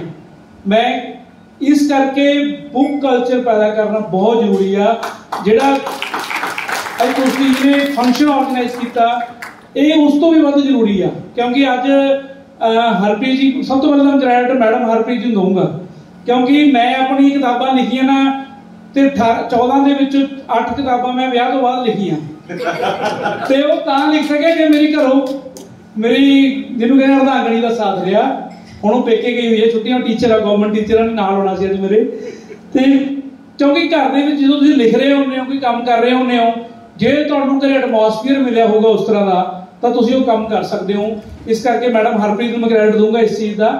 ਤੇ ਮੈਂ ਗੱਲ ਕਰ ਰਿਹਾ ਸੀ ਜਿਸ ਤਰ੍ਹਾਂ ਦੀ ਬੁੱਕ ਕਲਚਰ ਪੈਦਾ ਕਰਨ ਦੀ ਲੋੜ ਆ। ਸਾਡੀ ਅੱਜ ਦੀ ਜਨਰੇਸ਼ਨ ਜਿਸ ਤਰ੍ਹਾਂ ਦੀ, ਤੁਸੀਂ ਕੋਈ ਰੀਲ ਦੇਖਦੇ ਹੋ ਨਾ ਜੀ, ਅੱਧੇ ਮਿੰਟ ਬਾਅਦ ਰੀਲ ਦੁਬਾਰਾ ਦੇਖਣੀ ਚਾਹੋ ਤੁਸੀਂ ਦੇਖ ਨਹੀਂ ਸਕਦੇ, ਤੁਸੀਂ ਭੁੱਲ ਵੀ ਜਾਂਦੇ ਹੋ। ਪਰ ਜੇ 40 ਸਾਲ ਪਹਿਲਾਂ ਕੋਈ ਕਿਤਾਬ ਪੜ੍ਹੀ ਹੈ ਨਾ, ਉਹ ਅੱਖਰ ਅੱਖਰ ਤੁਸੀਂ ਭੁੱਲੋਗੇ ਨਹੀਂ। ਉਹ ਬਹੁਤ ਸ਼ਾਰਟ ਮੈਮਰੀ ਹੁੰਦੀ ਹੈ ਰੀਲਾਂ ਦੀ, ਪਰ ਕਿਤਾਬਾਂ ਦੀ ਬੜੀ ਪੱਕੀ, ਮਤਲਬ ਕੋਈ ਵੀ ਚੀਜ਼ ਹੁੰਦੀ ਹੈ, ਕਿਤਾਬਾਂ ਤੋਂ ਵਧੀਆ ਕੋਈ ਦੋਸਤ ਨਹੀਂ ਹੁੰਦਾ। ਤੁਸੀਂ ਫਲਾਈਟ ਦੇ ਵਿੱਚ ਜਾ ਰਹੇ ਹੋ, ਮੈਂ ਮੋਸਟਲੀ ਜਦੋਂ ਵੀ ਕਿਤੇ ਜਰਨੀ ਕਰਦਾਗਾ ਤੇ ਮੈਂ ਨਾਲ ਕਿਤਾਬ ਜ਼ਰੂਰ ਰੱਖਦਾਗਾ। ਤੇ ਕਿਉਂਕਿ ਜੋ ਕਿਤਾਬ ਪੜ੍ਹ ਕੇ ਤੁਸੀਂ ਸਿੱਖ ਸਕਦੇ ਹੋ, ਕਿਤਾਬਾਂ ਸਭ ਤੋਂ ਵਧੀਆ ਦੋਸਤ ਹੁੰਦੀਆਂ। ਕਿਤਾਬਾਂ ਨੂੰ ਜੇ ਤੁਸੀਂ ਦੋਸਤ ਬਣਾ ਲਓਗੇ ਨਾ, ਤਾਂ ਜ਼ਿੰਦਗੀ ਤੁਹਾਡੀ ਬਹੁਤ ਸੁਖਾਲੀ ਨਿਕਲੂਗੀ। ਤੁਸੀਂ ਕਿਤੇ ਵੀ ਟਰੈਵਲਿੰਗ ਕਰ ਰਹੇ ਹੋ, ਤੁਸੀਂ ਘਰ 'ਚ ਇਕੱਲੇ ਹੋ, ਤੁਸੀਂ ਕਿਸੇ ਬਹੁਤ ਖੁਸ਼ੀ ਦੇ ਮੂਮੈਂਟ 'ਚ ਤੁਸੀਂ ਕਿਤਾਬ ਪੜ੍ਹ ਕੇ ਇੰਜੋਏ ਕਰੋ। ਜੇ ਤੁਹਾਨੂੰ ਕਿਤੇ ਕਿਸ ਚੀਜ਼ ਦੀ ਕੋਈ ਸੈਡਨੈਸ ਆ, ਕੋਈ ਫਰਸਟ੍ਰੇਸ਼ਨ ਆ, ਤੁਸੀਂ ਕਿਤਾਬ ਪੜ੍ਹ ਕੇ ਦੂਰ ਕਰ ਸਕਦੇ ਹੋ। ਤੁਸੀਂ ਰਸ਼ੀਅਨ ਲਿਟਰੇਚਰ ਪੜ੍ਹੋ, ਅਸਲੀ ਇਨਸਾਨ ਦੀ ਕਹਾਣੀ ਆ, ਰਸੂਲ ਅਮਜਦ ਦਾ ਮੇਰਾ ਦਾਗਿਸਤਾਨ ਆ, ਤੁਸੀਂ ਪੜ੍ਹੋਗੇ ਤੁਹਾਡਾ ਦਿਲ ਕਰੂਗਾ ਬਾਰ-ਬਾਰ ਪੜ੍ਹੀ ਚੱਲੀਏ। ਤੇ ਇਸ ਕਰਕੇ ਅੱਜ ਦੀ ਮੈਂ ਜਿਹੜੀ ਮਹਿਫਲ ਦੇ ਵਿੱਚ ਮੈਡਮ ਨੂੰ ਇਸ ਕਰਕੇ ਕ੍ਰੈਡਿਟ ਦਿੰਦਾ ਵੀ ਜਿੰਨੇ ਆਡੀਅנס ਆਈ ਆ, ਕਿਉਂਕਿ ਕਿਤਾਬਾਂ ਰਿਲੀਜ਼ ਦੇ ਫੰਕਸ਼ਨ ਹੋਣ ਲੱਗੇ ਆ। ਜਿਸ ਤਰ੍ਹਾਂ ਹਮਜਾ ਜੀ ਕਹਿ ਰਹੇ ਸੀ ਨਾ ਵੀ ਰਾਈਟਰ ਦੀ ਬੁੱਕ ਨਹੀਂ ਹੁੰਦੀ, ਰਾਈਟਰ ਦਾ ਤਾਂ ਇਹ ਹਾਲ ਆ ਜੀ, ਜੇ ਕੋਈ ਬੰਦਾ ਕਹੇ ਵੀ ਕੀ ਕਰਦੇ ਹੋ, ਕਹਿੰਦੇ ਲਿਖਦੇ ਆ, ਕਹਿੰਦੇ ਉਹ ਤਾਂ ਠੀਕ ਆ ਪਰ ਤੂੰ ਕੰਮ ਨਹੀਂ ਕਰਦਾ। ਇਹਦਾ ਕਹਿੰਦੇ ਠੀਕ ਆ, ਉਹ ਲਿਖਣ ਨੂੰ ਕੰਮ ਹੀ ਨਹੀਂ ਸਮਝਦੇ, ਕਹਿੰਦੇ ਉਹ ਤਾਂ ਠੀਕ ਆ ਪਰ ਕੰਮ ਦੱਸੋ ਕੀ ਕਰਦੇ ਆ। ਉਹ ਕੰਮ ਉਹਨੇ ਮੰਨਦੇ, ਕੋਈ ਇੰਜੀਨੀਅਰ ਆ ਜਾਂ ਡਾਕਟਰ ਆ ਜਾਂ ਪ੍ਰੋਫੈਸਰ। ਮਤਲਬ ਸਾਨੂੰ ਫੁੱਲ ਟਾਈਮ ਪ੍ਰੋਫੈਸ਼ਨਲ ਸਮਝਿਆ ਨਹੀਂ ਜਾਂਦਾ ਰਾਈਟਰਸ ਨੂੰ। ਇਸ ਕਰਕੇ ਜਿਹੜੇ ਰਾਈਟਰਸ ਹੁੰਦੇ ਆ ਮਤਲਬ ਬੜੇ ਸੂਖਮ ਹੁੰਦੇ ਆ। ਤੁਸੀਂ ਨਾ ਜੇ ਰਾਈਟਰ ਬੈਠਾਗਾ, ਤੁਸੀਂ ਆ ਫੰਕਸ਼ਨ ਅਟੈਂਡ ਕਰਕੇ ਗਏ ਹੋ ਨਾ, ਜੇ ਰਾਈਟਰ ਕਿਸ ਚੀਜ਼ ਤੇ ਲਿਖਣ ਤੇ ਆਵੇ ਨਾ, ਡੈਕੋਰੇਸ਼ਨ ਦੀ ਪੂਰੀ ਕਿਤਾਬ ਲਿਖ ਸਕਦਾ ਗਾ। ਵਾਰਿਸ ਸ਼ਾਹ ਨੇ ਪੂਰੀ ਹੀਰ ਲਿਖਤੀ, ਦੇਖ ਲਓ ਜੀ। ਮਤਲਬ ਸਭ ਤੋਂ ਵੱਧ ਮੈਂ ਜੇ ਪੋਇਟਰੀ ਦੀ ਗੱਲ ਕਰਾਂ, ਅੱਜ ਅਸੀਂ ਰੋਮਾਂਟਿਕ ਨਾਵਲ ਦੀ ਗੱਲ ਕਰ ਰਹੇ ਹਾਂ, ਜਿੰਨਾ ਪੰਜਾਬੀ ਦਾ ਕਿੱਸਾ ਕਾਵ ਆ ਸਾਰਾ ਰੋਮਾਂਸ ਦੇ ਬੇਸ ਆ, ਸਾਰਾ ਰੋਮਾਂਸ ਦੇ ਬੇਸ ਆ। ਚਾਹੇ ਵਾਰਿਸ ਸ਼ਾਹ ਨੇ ਹੀਰ ਲਿਖੀ, ਚਾਹੇ ਦਮੋਦਰ ਨੇ, ਪੀਲੂ ਨੇ, ਚਾਹੇ ਮਿਰਜ਼ਾ ਸਾਹਿਬਾ, ਚਾਹੇ ਸੱਸੀ ਪੁੰਨੂ, ਚਾਹੇ ਯੂਸਫ ਜਲੇਖਾ, ਉਹ ਸਾਰੇ ਉਸ ਚੀਜ਼ ਤੇ ਆ। ਤੇ ਪਰ ਜਿਹੜੀ ਭਾਜੀ ਗੱਲ ਕਰ ਰਹੇ ਸੀ, ਇੱਕ ਇਸ਼ਕ ਹਕੀਕੀ ਹੁੰਦਾ ਤੇ ਇਸ਼ਕ ਇੱਕ ਮਜ਼ਾਜੀ ਹੁੰਦਾ ਗਾ। ਤੇ ਇਸ਼ਕ ਹਕੀਕੀ ਹੁੰਦਾ ਨਾ, ਮਤਲਬ ਉਸ ਕਰਕੇ ਇਹ ਕਿਤਾਬਾਂ ਦਾ ਜਿਹੜਾ ਇਸ਼ਕ ਹੁੰਦਾ ਗਾ, ਇਹਦਾ ਵੱਖਰਾ ਹੀ ਸਰੂਰ ਹੁੰਦਾ ਗਾ। ਤੇ ਸਾਨੂੰ ਬੁੱਕ ਕਲਚਰ ਪੈਦਾ ਕਰਨ ਲਈ ਆਪਣੇ ਘਰਾਂ ਦੇ ਵਿੱਚ ਬੱਚਿਆਂ ਨੂੰ ਬਰਥਡੇ ਤੇ ਕਿਤਾਬਾਂ ਗਿਫਟ ਕਰੋ। ਮੇਰੀ ਇੱਕ ਫਿਤਰਤ ਆ, ਮੈਂ ਕਿਸੇ ਕੋਈ ਮੇਰੇ ਗੈਸਟ ਆਵੇ, ਇੱਕ ਓਲੰਪੀਅਨ ਆ ਅਵਨੀਤ ਸਿੱਧੂ, ਸ਼ਾਇਦ ਤੁਸੀਂ ਜਾਣਦੇ ਹੋ, ਸ਼ੂਟਿੰਗ ਦੇ ਵਿੱਚ ਜੇ ਤੁਸੀਂ ਸਪੋਰਟਸ ਵਿੱਚ ਇੰਟਰਸਟ ਰੱਖਦੇ ਹੋ, ਉਹ SSP ਲੱਗੀ ਅੱਜ ਕੱਲ੍ਹ ਬਠਿੰਡੇ, AIG ਓਲੰਪੀਅਨ ਸ਼ੂਟਰ। ਅੱਜ ਕੱਲ੍ਹ ਉਹ ਆਈ ਸੀ, ਅਸੀਂ ਬਹੁਤ ਪੁਰਾਣੇ ਜਾਣਦੇ ਆ, ਤੇ 17 'ਚ ਘੁੰਮ ਰਹੇ ਸੀ। ਤੇ ਮੈਂ ਇੰਗਲਿਸ਼ ਬੁੱਕ ਸ਼ਾਪ ਤੋਂ ਉਹਨੂੰ, ਕਿਉਂਕਿ ਉਹ ਇੰਟੈਲੀਜੈਂਸੀ 'ਚ ਕੰਮ ਕਰਦੀ ਹੈ AIG, ਉਹਨੂੰ ਮੈਂ ਮਲਾਇਆ ਕ੍ਰਿਸ਼ਨਾ ਧਰ ਦੀ ਕਿਤਾਬ ਗਿਫਟ ਕੀਤੀ, ਬਿਟਰ ਹਾਰਵੈਸਟ ਤੇ ਓਪਨ ਸੀਕ੍ਰੇਟ। ਉਹ ਇੰਟੈਲੀਜੈਂਸੀ ਕਿਵੇਂ ਕੰਮ ਕਰਦੀ ਆ। ਮਤਲਬ ਮੇਰੀ ਕੋਸ਼ਿਸ਼ ਹੁੰਦੀ ਹੈ ਮੈਂ ਕਿਸੇ ਦੋਸਤ ਨੂੰ ਜਾਂ ਕਿਸੇ ਕੋਲੀਗ ਨੂੰ ਕੋਈ ਗਿਫਟ ਦੇਣਾਗਾ। ਅੱਜ ਦੀ ਮਹਿਫਲ 'ਚ ਅਸੀਂ ਗੁਲਦਸਤੇ ਬਹੁਤ ਦੇਖ ਰਹੇ ਹਾਂ ਪਏ ਆ ਇੱਥੇ, ਇਹ ਗੁਲਦਸਤਿਆਂ ਦੀ ਉਮਰ 24 ਘੰਟੇ ਤੋਂ ਲੰਬੀ ਨਹੀਂ, ਪਰ ਜੇ ਤੁਸੀਂ ਕਿਤਾਬ ਗਿਫਟ ਕਰਕੇ ਜਾਓਗੇ ਨਾ ਕਿਸੇ ਨੂੰ, ਉਹ ਸਦਾ ਤੁਹਾਡੇ ਘਰ ਦੀ ਡਰਾਇੰਗ ਰੂਮ 'ਚ ਪਈ ਰਹੇਗੀ। ਤੇ ਕੋਸ਼ਿਸ਼ ਕਰਿਆ ਕਰੋ, ਕਿਤਾਬਾਂ ਗਿਫਟ ਕਰੋ, ਕਿਤਾਬਾਂ ਦਾ ਕਲਚਰ ਪੈਦਾ ਕਰੋ। ਕਿਉਂਕਿ ਸਾਨੂੰ ਸਭ ਤੋਂ ਵੱਧ, ਕਿਉਂਕਿ ਮੈਂ ਬਾਰ-ਬਾਰ ਕਹਿਣਾ, ਮੈਂ ਤੁਸੀਂ ਉਮਰ 'ਚ ਸਾਰੇ ਵੱਡੇ ਹੋ, ਸਾਨੂੰ ਸਾਰਿਆਂ ਨੂੰ ਇਸ ਚੀਜ਼ ਦਾ ਫਿਕਰ ਆ ਕਿ ਸਾਡੀ ਪੀੜ੍ਹੀ ਆਉਣ ਵਾਲੀ ਉਹ ਮੋਬਾਈਲਾਂ ਨੂੰ ਚੁੰਬੜ ਰਹੀ ਆ, ਆਈਪੈਡ ਨੂੰ ਚੁੰਬੜ ਰਹੀ ਆ, TV ਨੂੰ ਚੁੰਬੜ ਰਹੀ ਆ। ਉਹ ਜੇ ਕਿਤਾਬਾਂ ਪੜ੍ਹਨ ਦਾ ਕਲਚਰ ਅਸੀਂ ਪੈਦਾ ਕਰਾਂਗੇ, ਕਿਤਾਬਾਂ ਗਿਫਟ ਕਰਾਂਗੇ। ਕਿਤਾਬ ਬਾਰੇ ਬੜੀ ਸੋਹਣੀ ਗੱਲ ਕਹੀ ਗਈ ਹੈ ਵੀ ਕਿਤਾਬ ਜੇ ਘਰੇ ਪਈ ਹੋਵੇ ਨਾ ਡਰਾਇੰਗ ਰੂਮ 'ਚ, ਅੱਜ ਨਹੀਂ ਪੜ੍ਹੋਗੇ, ਹਫ਼ਤੇ ਬਾਅਦ ਪੜ੍ਹੋਗੇ, ਮਹੀਨੇ ਬਾਅਦ ਪੜ੍ਹੋਗੇ, ਸਾਲ ਬਾਅਦ ਪੜ੍ਹੋਗੇ, ਦਹਾਕੇ ਬਾਅਦ ਪੜ੍ਹੋਗੇ, ਕਿਤਾਬ ਤੁਹਾਡੇ ਘਰੇ ਪਈ ਰਹੂਗੀ। ਮੇਰੇ ਫਾਦਰ ਸਾਹਿਬ ਨੇ 69 'ਚ ਗ੍ਰੈਜੂਏਸ਼ਨ ਕੀਤੀ ਸੀ, ਬਰਨਾਲੇ ਤੋਂ ਬਿਲੋਂਗ ਕਰਦਾ ਮੈਂ, ਤੇ ਉਹਨਾਂ ਦਾ ਸੈਂਟਰ ਬਣਿਆ ਸੀ ਫਰੀਦਕੋਟ। ਤਾਂ ਫਰੀਦਕੋਟ ਤੋਂ ਨਾ ਉਹ 69 ਦੇ ਵਿੱਚ ਅੰਮ੍ਰਿਤਾ ਪ੍ਰੀਤਮ ਦੀ ਰਸੀਦੀ ਟਿਕਟ ਬਾਇਓਗ੍ਰਾਫੀ ਉਹਨਾਂ ਨੇ ਖਰੀਦੀ ਸੀਗੀ। ਤੇ ਉਹ ਸਟੈਂਪ ਲੱਗੀ ਹੋਈ ਆ, ਜਿਹੜੇ ਫਰੀਦਕੋਟ ਦੇ ਰਹਿਣ ਵਾਲੇ ਉਹ ਜਾਣਦੇ ਆ, ਉੱਥੇ ਇੱਕ ਕਾਮਰੇਡ ਬੁੱਕ ਡਿਪੂ ਆ ਜਿਹਨੂੰ ਪ੍ਰੋਗਰੈਸਿਵ ਬੁੱਕ ਡਿਪੂ ਕਹਿੰਦੇ ਆ, ਉਹਨਾਂ ਦੀ ਸਟੈਂਪ ਲੱਗੀ ਹੋਈ ਆ। ਤੇ ਉਹ ਕਿਤਾਬ 69 ਦੀ, ਮੇਰੇ ਫਾਦਰ ਸਾਹਿਬ ਅੱਜ ਕੱਲ੍ਹ ਅਮਰੀਕਾ ਸੈਟਲ ਨੇ ਆਫਟਰ ਰਿਟਾਇਰਮੈਂਟ, ਤਾਂ ਮੇਰੇ ਕੋਲ ਹਜੇ ਵੀ ਘਰੇ ਪਈ ਆ। ਥੋੜੀ ਥੋੜੀ ਸਿਉਂਕ ਜ਼ਰੂਰ ਲੱਗੀ ਉਹਨੂੰ ਥੱਲਿਓ, ਪਰ ਦੇਖੋ 69 ਦੀ ਖਰੀਦੀ ਕਿਤਾਬ ਤੁਹਾਡੇ ਘਰੇ ਪਈ ਆ ਨਾ। ਇਸ ਕਰਕੇ ਵੀ ਜਿਹੜੀ ਕਿਤਾਬ ਆ ਭਾਜੀ ਦੀ, ਇਹ ਕਿਤਾਬ ਅੱਜ ਆਪਾਂ ਰਿਲੀਜ਼ ਕਰ ਰਹੇ ਆ ਨਾ, ਸਾਡੀ ਅਗਲੀ ਜਨਰੇਸ਼ਨ ਨੂੰ ਵੀ, ਅਸੀਂ ਸਾਡੀਆਂ ਅਗਲੀਆਂ ਪੀੜ੍ਹੀਆਂ ਵੀ ਕਹਿਣਗੀਆਂ ਮੇਰੇ ਫਾਦਰ ਨੇ, ਮੇਰੇ ਗ੍ਰੇਟ ਗ੍ਰੈਂਡਫਾਦਰ ਨੇ ਆਹ ਕਿਤਾਬ ਲਿਖੀ ਸੀ, ਡਰਾਇੰਗ ਵਿੱਚ ਪਈ ਹੋਈ।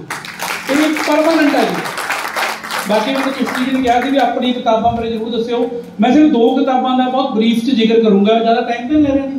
ਨਹੀਂ ਸਰ, ਮੈਂ ਇਹ ਮੇਰੀ ਨਾ ਉੱਡਣਾ ਬਾਜ਼ ਕਿਤਾਬ ਆ, ਇਹ ਮੈਂ ਤਾਂ ਲੈ ਕੇ ਆਇਆ ਜੀ। ਇਹ ਕਿਤਾਬ ਨੂੰ ਪੰਜਾਬ ਗਵਰਨਮੈਂਟ ਦੇ ਲੈਂਗੁਏਜ ਡਿਪਾਰਟਮੈਂਟ ਨੇ ਬੈਸਟ ਬੁੱਕ ਦਾ ਅਵਾਰਡ ਦਿੱਤਾ ਸੀ। ਇਸ ਕਿਤਾਬ ਬਾਰੇ ਮੈਂ ਇੱਕ ਲਾਈਨ ਜੀ ਦੱਸੂਗਾ। ਤੁਸੀਂ ਮਿਲਖਾ ਸਿੰਘ ਨੂੰ ਕਿੰਨੇ ਜਾਣਦੇ ਹੋ? ਸਾਰੇ ਹੱਥ ਖੜੇ ਹੋ ਗਏ। ਗੁਰਬਚਨ ਸਿੰਘ ਰੰਧਾਵਾ ਨੂੰ ਕਿੰਨੇ ਜਾਣਦੇ ਹੋ? देखो 4 के हाथ खड़े नहीं।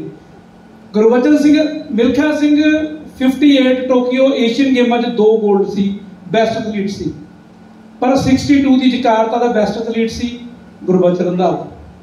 मिल्खा सिंह 60 रोम ਦੀ 올림픽 'ਚ 4th ਆਇਆ ਸੀ। गुरबचन रंधावा 64 ਦੀ ਟੋਕੀਓ 올림픽 'ਚ 5th ਆਇਆ ਸੀ। ਇਹ ਉਹ गुरबचन रंधावा ਦਾ ਪੰਜਾਬ ਇੰਡੀਅਨ ਸਪੋਰਟਸ ਦਾ ਅਨਸੰਗ ਹੀਰੋ।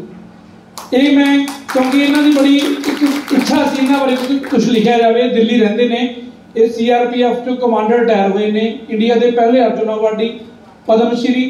ਤੇ ਕਿਤਾਬ ਲਿਖਣ ਲੱਗੇ ਕਿਉਂਕਿ ਮੈਂ ਬਾਕੀ ਕਿਤਾਬਾਂ ਦੀ ਬਹੁਤ ਛੋਟੀਆਂ ਲਿਖੀਆਂ, 125 ਪੇਜ, 150 ਪੇਜ, ਇਹ 300 ਪੇਜ ਦੀ ਕਿਤਾਬ ਆ। ਤੇ ਮੈਂ ਹਜੇ ਵੀ ਕਹਿੰਦਾ ਮੈਂ ਇਹ ਜੀ ਪੋਜ਼ਿਟਿਵਿਟੀ ਦੇਖਦਾਗਾ। ਇਹ ਕੋਵਿਡ ਦਾ ਸਾਲ ਸੀ ਜਦੋਂ ਸਾਰੀ ਦੁਨੀਆ ਖੜ ਗਈ ਸੀ, ਤੇ ਮੈਂ ਕੋਵਿਡ ਦੇ ਸਾਲ 'ਚ ਘਰੇ ਬਹਿ ਕੇ ਕਿਤਾਬ ਲਿਖੀ ਸੀ ਰੰਧਾਵਾ ਸਾਹਿਬ ਨਾਲ। ਤੇ ਉਹਨਾਂ ਦੀ ਪੂਰੀ ਜਰਨੀ ਆ ਉੱਡਣਾ ਬਾਜ਼, ਕਿਵੇਂ ਉਹਨਾਂ ਨੇ ਅੰਮ੍ਰਿਤਸਰ ਦੇ ਛੋਟੇ ਜਿਹੇ ਪਿੰਡ ਤੋਂ ਉੱਠ ਕੇ ਖਾਲਸਾ ਕਾਲਜ ਪੜ੍ਹਦੇ, ਉਸ ਤੋਂ ਬਾਅਦ ਇੰਡੀਆ ਟੀਮ ਦੇ ਵਿੱਚ 2 ਦਿਨ ਦੇ ਵਿੱਚ ਉਹਨਾਂ ਨੇ 4 ਨੈਸ਼ਨਲ ਰਿਕਾਰਡ ਬਣਾਏ ਤੇ 올림픽 ਤੱਕ ਜਰਨੀ ਕੀਤੀ। ਤੇ ਦੂਸਰਾ ਤੁਸੀਂ ਕਿਤਾਬ ਦਾ ਹੁਣੇ ਜ਼ਿਕਰ ਕੀਤਾ, ਇਹ ਮੇਰੀ ਰੀਸੈਂਟ ਕਿਤਾਬ ਜਿਹੜੀ ਇਸ ਸਾਲ ਜਨਵਰੀ ਦੇ ਵਿੱਚ ਲਾਹੌਰ ਦੇ ਵਿੱਚ ਰਿਲੀਜ਼ ਹੋਈ ਆ। ਇਹ ਪੰਜਾਬੀ ਆ। ਦੂਜੀ ਜਿਹਨੂੰ ਸ਼ਾਹਮੁਖੀ ਕਹਿੰਦੇ ਆਪਾਂ, ਉਰਦੂ, ਉਹ ਸ਼ਾਹਮੁਖੀ ਦੇ ਵਿੱਚ, ਕਿਉਂਕਿ ਮੇਰਾ ਕੋਈ ਫਰੈਂਡ ਆ ਉਹਦੇ ਆਸਿਫ ਰਜ਼ਾ ਸਿਆਲਕੋਟ ਤੋਂ, ਉਹਨਾਂ ਨੇ ਟ੍ਰਾਂਸਲੇਟ ਕੀਤੀ ਸੀ।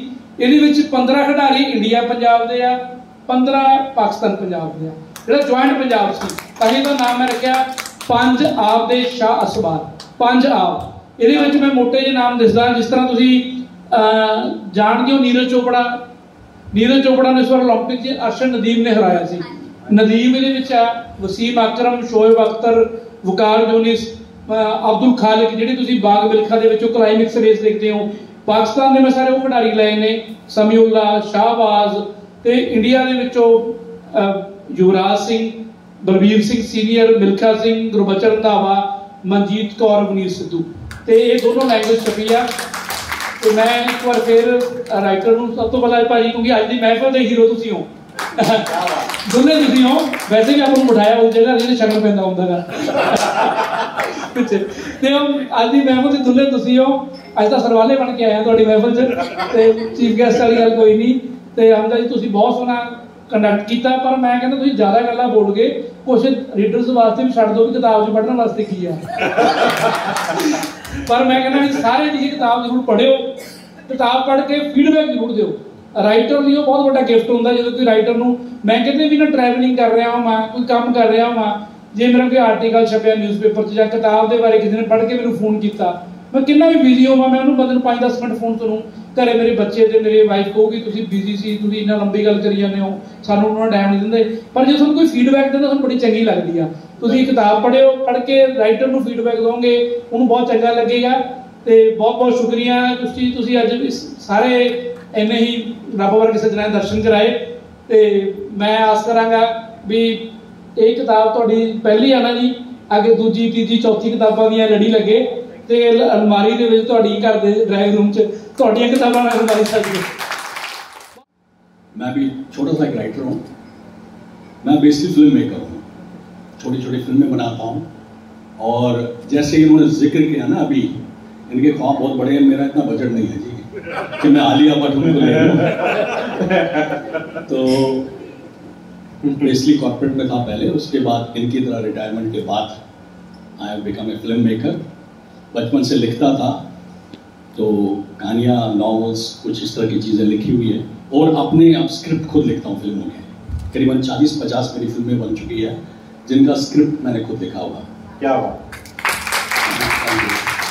तो जैसे इनकी जर्नी में मैं भी साथ हूँ, क्योंकि I remember once I got a call from mister Harpreet. थोड़ा सा एक और इंट्रोडक्शन दे दूँ। He is the president of RWA, resident welfare association. आप देख लीजिए, राइटर भी है, सब कुछ संभालते हैं, और RWA भी संभाला। इनसे पहले मेरे पास वो था, तो इन्होंने ले लिया और बहुत अच्छे से संभाल रहे। So once I got a call from him, आइए बैठिए जरा थोड़ा कुछ बात करते हैं। तो मैंने कहा चलो मिल लेते हैं। किसी को शौक होता है राइटिंग का, थोड़ा सा होता है ना अपने कि मैं राइटिंग करता हूँ, but the way he story सुनाई, मैं इतना डीप हो गया उसमें। जैसे इन्होंने बोला कि you live with that story, and I started living with the story. तो बीच में इन्होंने पूछा था आप गेस कीजिए कि क्या होगा एंड में। तो what I was guessing that story was entirely different. As a writer, what I was thinking, that this end will suit it, but it was entirely different. तो ये जैसे उन्होंने ये जिक्र किया कि ये नावल, तो ये शायद वैसे कई लोगों ने सुना होगा, ये इश्क नहीं आसान।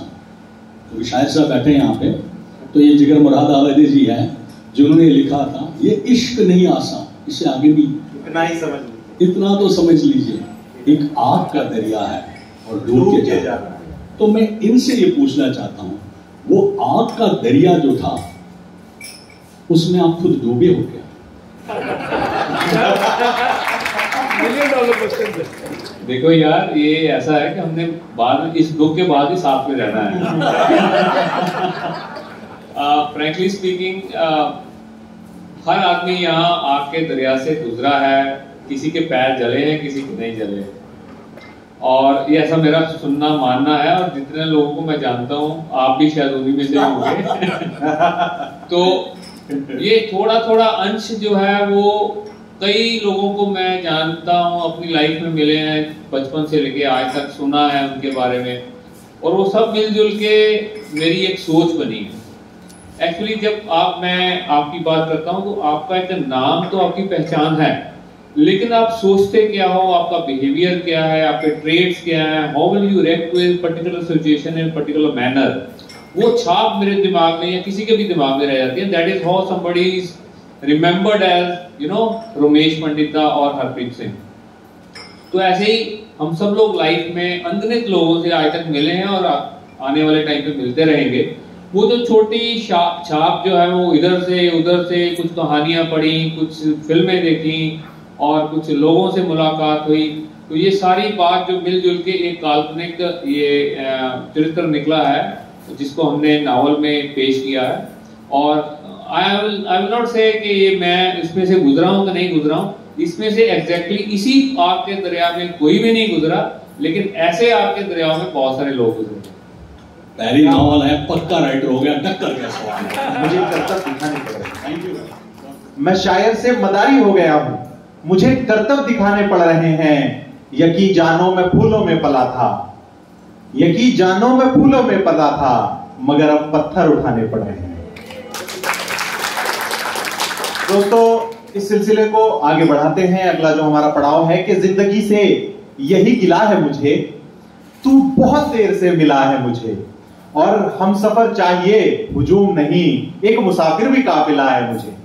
दोस्तों, इस काफिले में एक मुसाफिर हरप्रीत जी के साथ रहा और इत्तफाकन उनका भी नाम हरप्रीत है। एक बार जोरदार तालियां उनके लिए कि हमको अच्छा नहीं लगता कोई हम नाम तेरा, कोई तुझसा हो तो फिर नाम भी तुझसा रखे।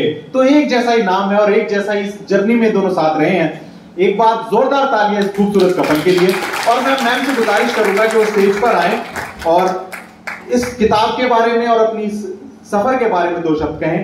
Ma'am, welcome to all on the book launch event of my husband. बड़ी बेसब्री से इंतजार था इस दिन का। आज का दिन मेरे लिए बेहद खुशी से और गर्व से भरा है। आज मेरे जीवन साथी, मेरे प्रिय मित्र हरप्रीत की लेखनी ये इश्क नहीं आसान का जन प्रकाशन हो रहा है। हरप्रीत को मैंने इस बुक पे दिन रात काम करते हुए देखा है। अपनी भावनाओं को, अपने ख्यालों को बड़े ही सटीक ढंग से पन्नों पे उतारते हुए देखा है। हरप्रीत की बात कहूँ तो उनका ये स्वभाव है कि वो जो भी काम करते हैं बड़ी शिद्दत से, लगन से और जी जान से करने की कोशिश करते हैं। चाहे वो फैमिली रिलेटेड हो, चाहे सोसाइटी रिलेटेड हो, चाहे हेल्थ रिलेटेड हो। मैंने हरप्रीत को अक्सर ये कहते सुना है, 3 Ds are the keys to life: discipline, dedication and determination. Amazing. और ये 3 Ds हमेशा ही इनकी लाइफ में इनके साथ रहे हैं। ये थी हरप्रीत की शख्सियत। अभी अक्सर मेरे सारे फ्रेंड्स मेरे से पूछते थे कि ये इतना बड़ा ट्रांसफॉर्मेशन कैसे हुआ, कॉर्पोरेट लाइफ से शायर कैसे बन गए। तो इसके साथ रिलेटेड एक छोटा सा वाकया है जी, जो मैं आप लोगों के साथ शेयर करूंगी। कोरोना के दिन थे, आप सबको पता था क्या भयंकर मंजर था। तो एक शाम, बच्चों का भी वर्क फ्रॉम होम चल रहा था, सब घर पर थे। एक शाम मेरे बर्थडे की इवनिंग पे केक कटिंग हो रही थी, केक भी घर पर ही बना था। तो लास्ट में बेटे ने बोला कि आज तो कोई गिफ्ट नहीं ला पाए, लेकिन हरप्रीत फट से बोले, भाई मैं तो तोहफा लाया हूँ। तो इन्होंने एक पेपर निकाला जो कि मेरे लिए एक पोइट्री लिखी थी, और आप लोग यकीन माने कि वो मेरा अब तक का सबसे बेस्ट गिफ्ट है।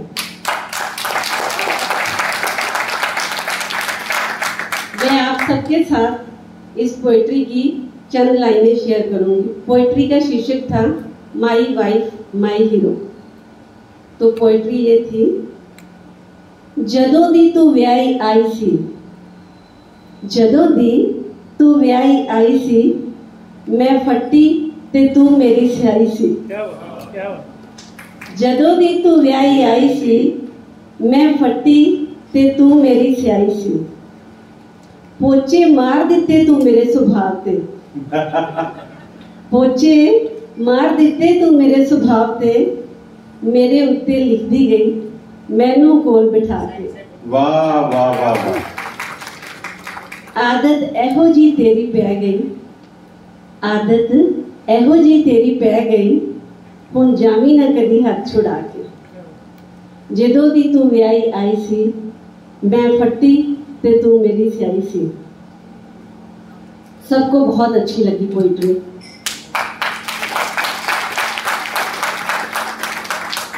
और वो दिन था जिस दिन हरप्रीत अपने अंदर के शायर से खुद रूबरू हुए।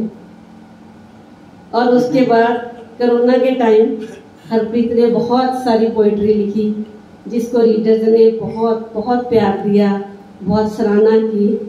फिर उर्दू सीखी, उर्दू में बहुत सारी नज़में कही, जैसे हमजा जी ने बताया। सीरीज़ रिलीज़ की, गालिब से गुफ्तगू, बहुत पसंद किया गया सीरीज़ को।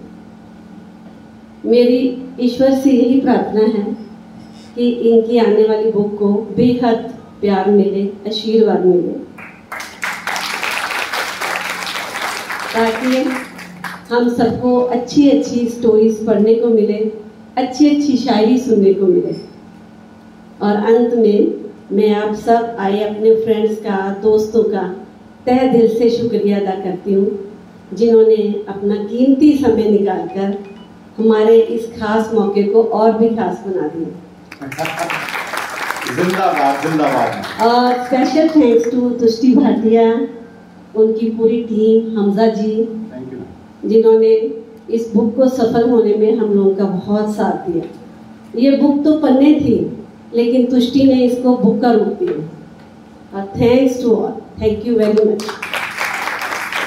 पाठक हैं, जो दर्शक हैं, यहाँ मौजूद पूरा मजमा, एक बार अगर आप 2 पैराग्राफ मैम की मौजूदगी में पढ़ के भी सुना दें जो आपने पहले सुनाए थे उनसे अलग, तो बहुत अच्छा हम लोगों के लिए होगा।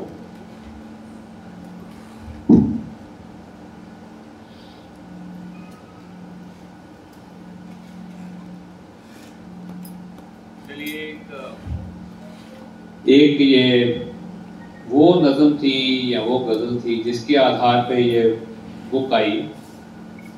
2 स्टांजा उसके सुनाता हूँ, फिर एक पैरा बोलते हैं। मुझे याद है वो ज़माना जब हम अक्सर मिला करते थे। मुझे याद है वो ज़माना जब हम अक्सर मिला करते थे। तेरा आंखों का यूं झुकाना, कनखियों से देख मुझे धीरे से मुस्कुराना, और फिर दबे पांव मेरे सामने से गुजर जाना। वाह, मुझे याद है वो ज़माना। क्या बात।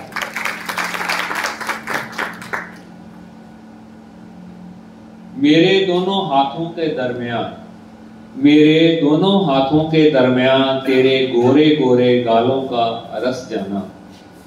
मेरे दोनों हाथों के दरमियान तेरे गोरे गोरे गालों का रस जाना। पूरी कायनात में बांध दिया हो जैसे खुदा ने लाल रंग का शामियाना। वाह वाह वाह। और फिर मेरे दिल का बहारों में खिले फूलों की तरह मचल जाना। मुझे याद है वो ज़माना।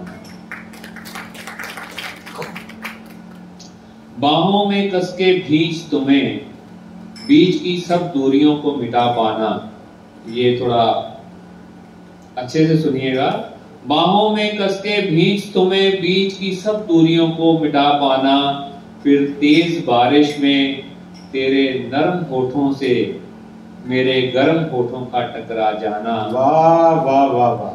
हाथों में हाथ डाल मीलों साथ साथ भरी बरसात में बस यूं ही चलते जाना। मुझे याद है वो ज़माना। मुझे याद है वो ज़माना जब हम अक्सर मिला करते थे। तो ये पोइट्री के बेसिस पे ही ये जो आप देख रहे हो नवदीप जी, ये उसका बेस था, फाउंडेशन थी जिससे ये बुक बनी। कोई भी एक पैरा उठाता हूं तो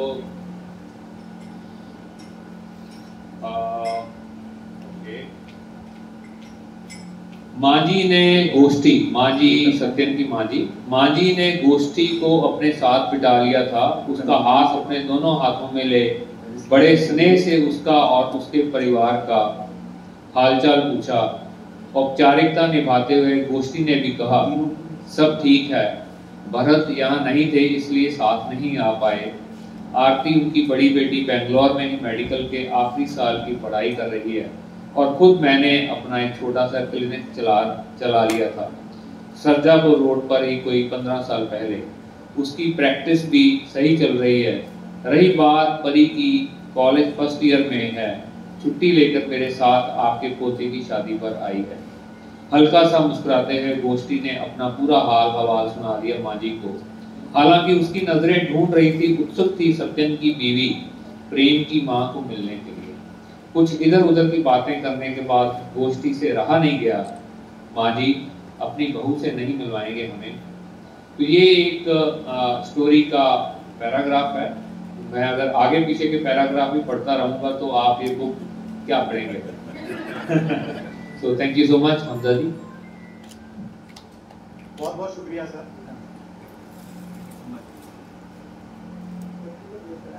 She is doing everything on the back end, so a big round of applause for Srishti. और Srishti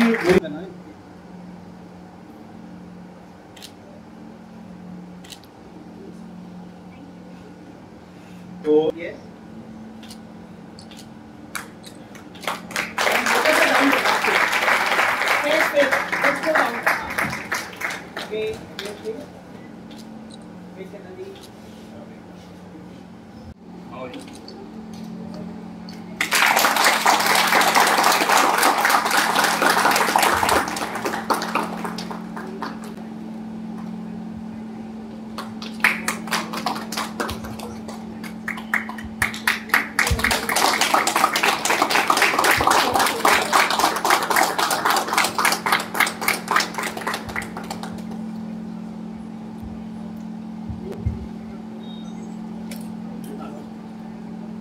आगे सर मैम आगे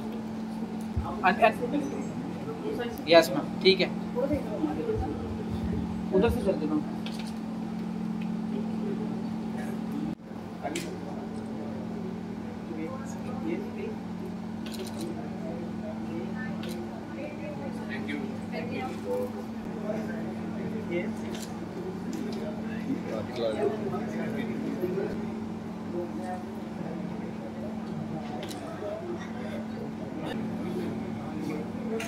हरप्रीत जी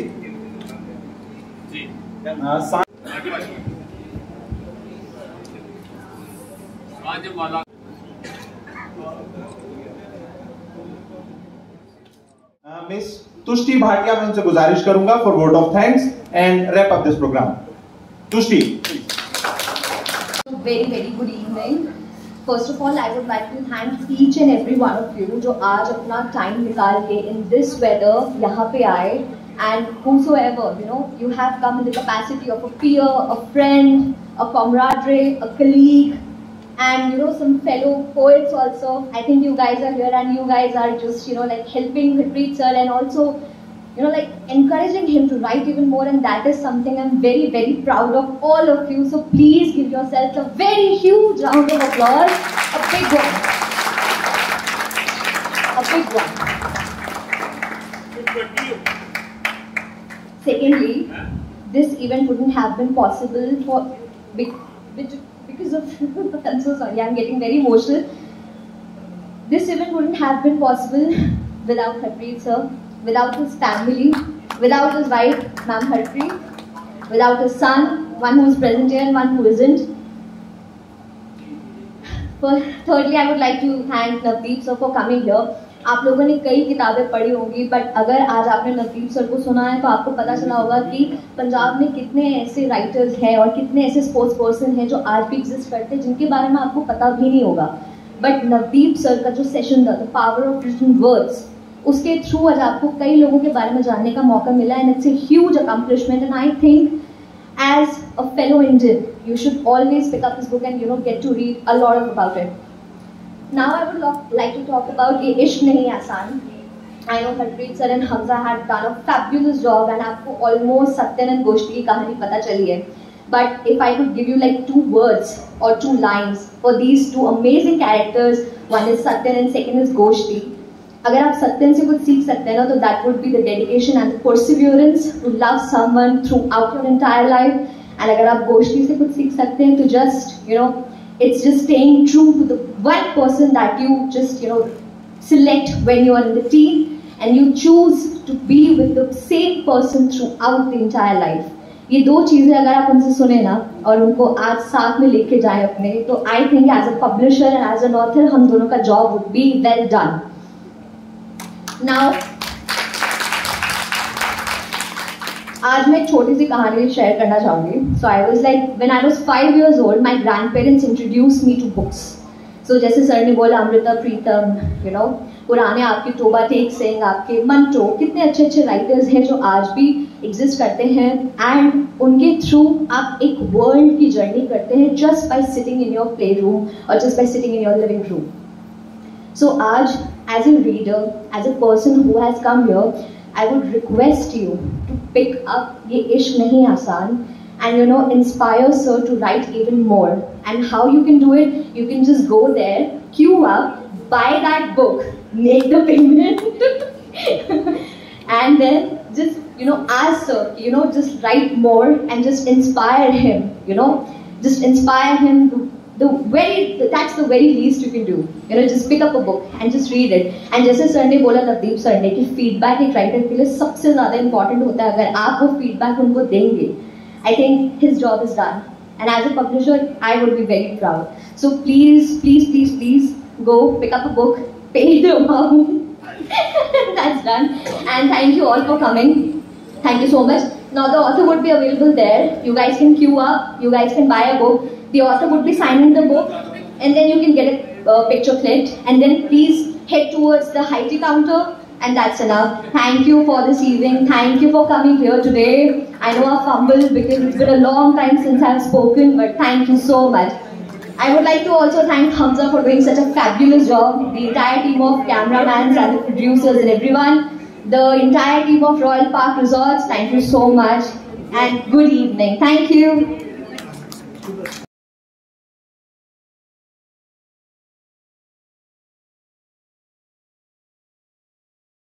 Thanks for watching. Please like, share and subscribe my channel.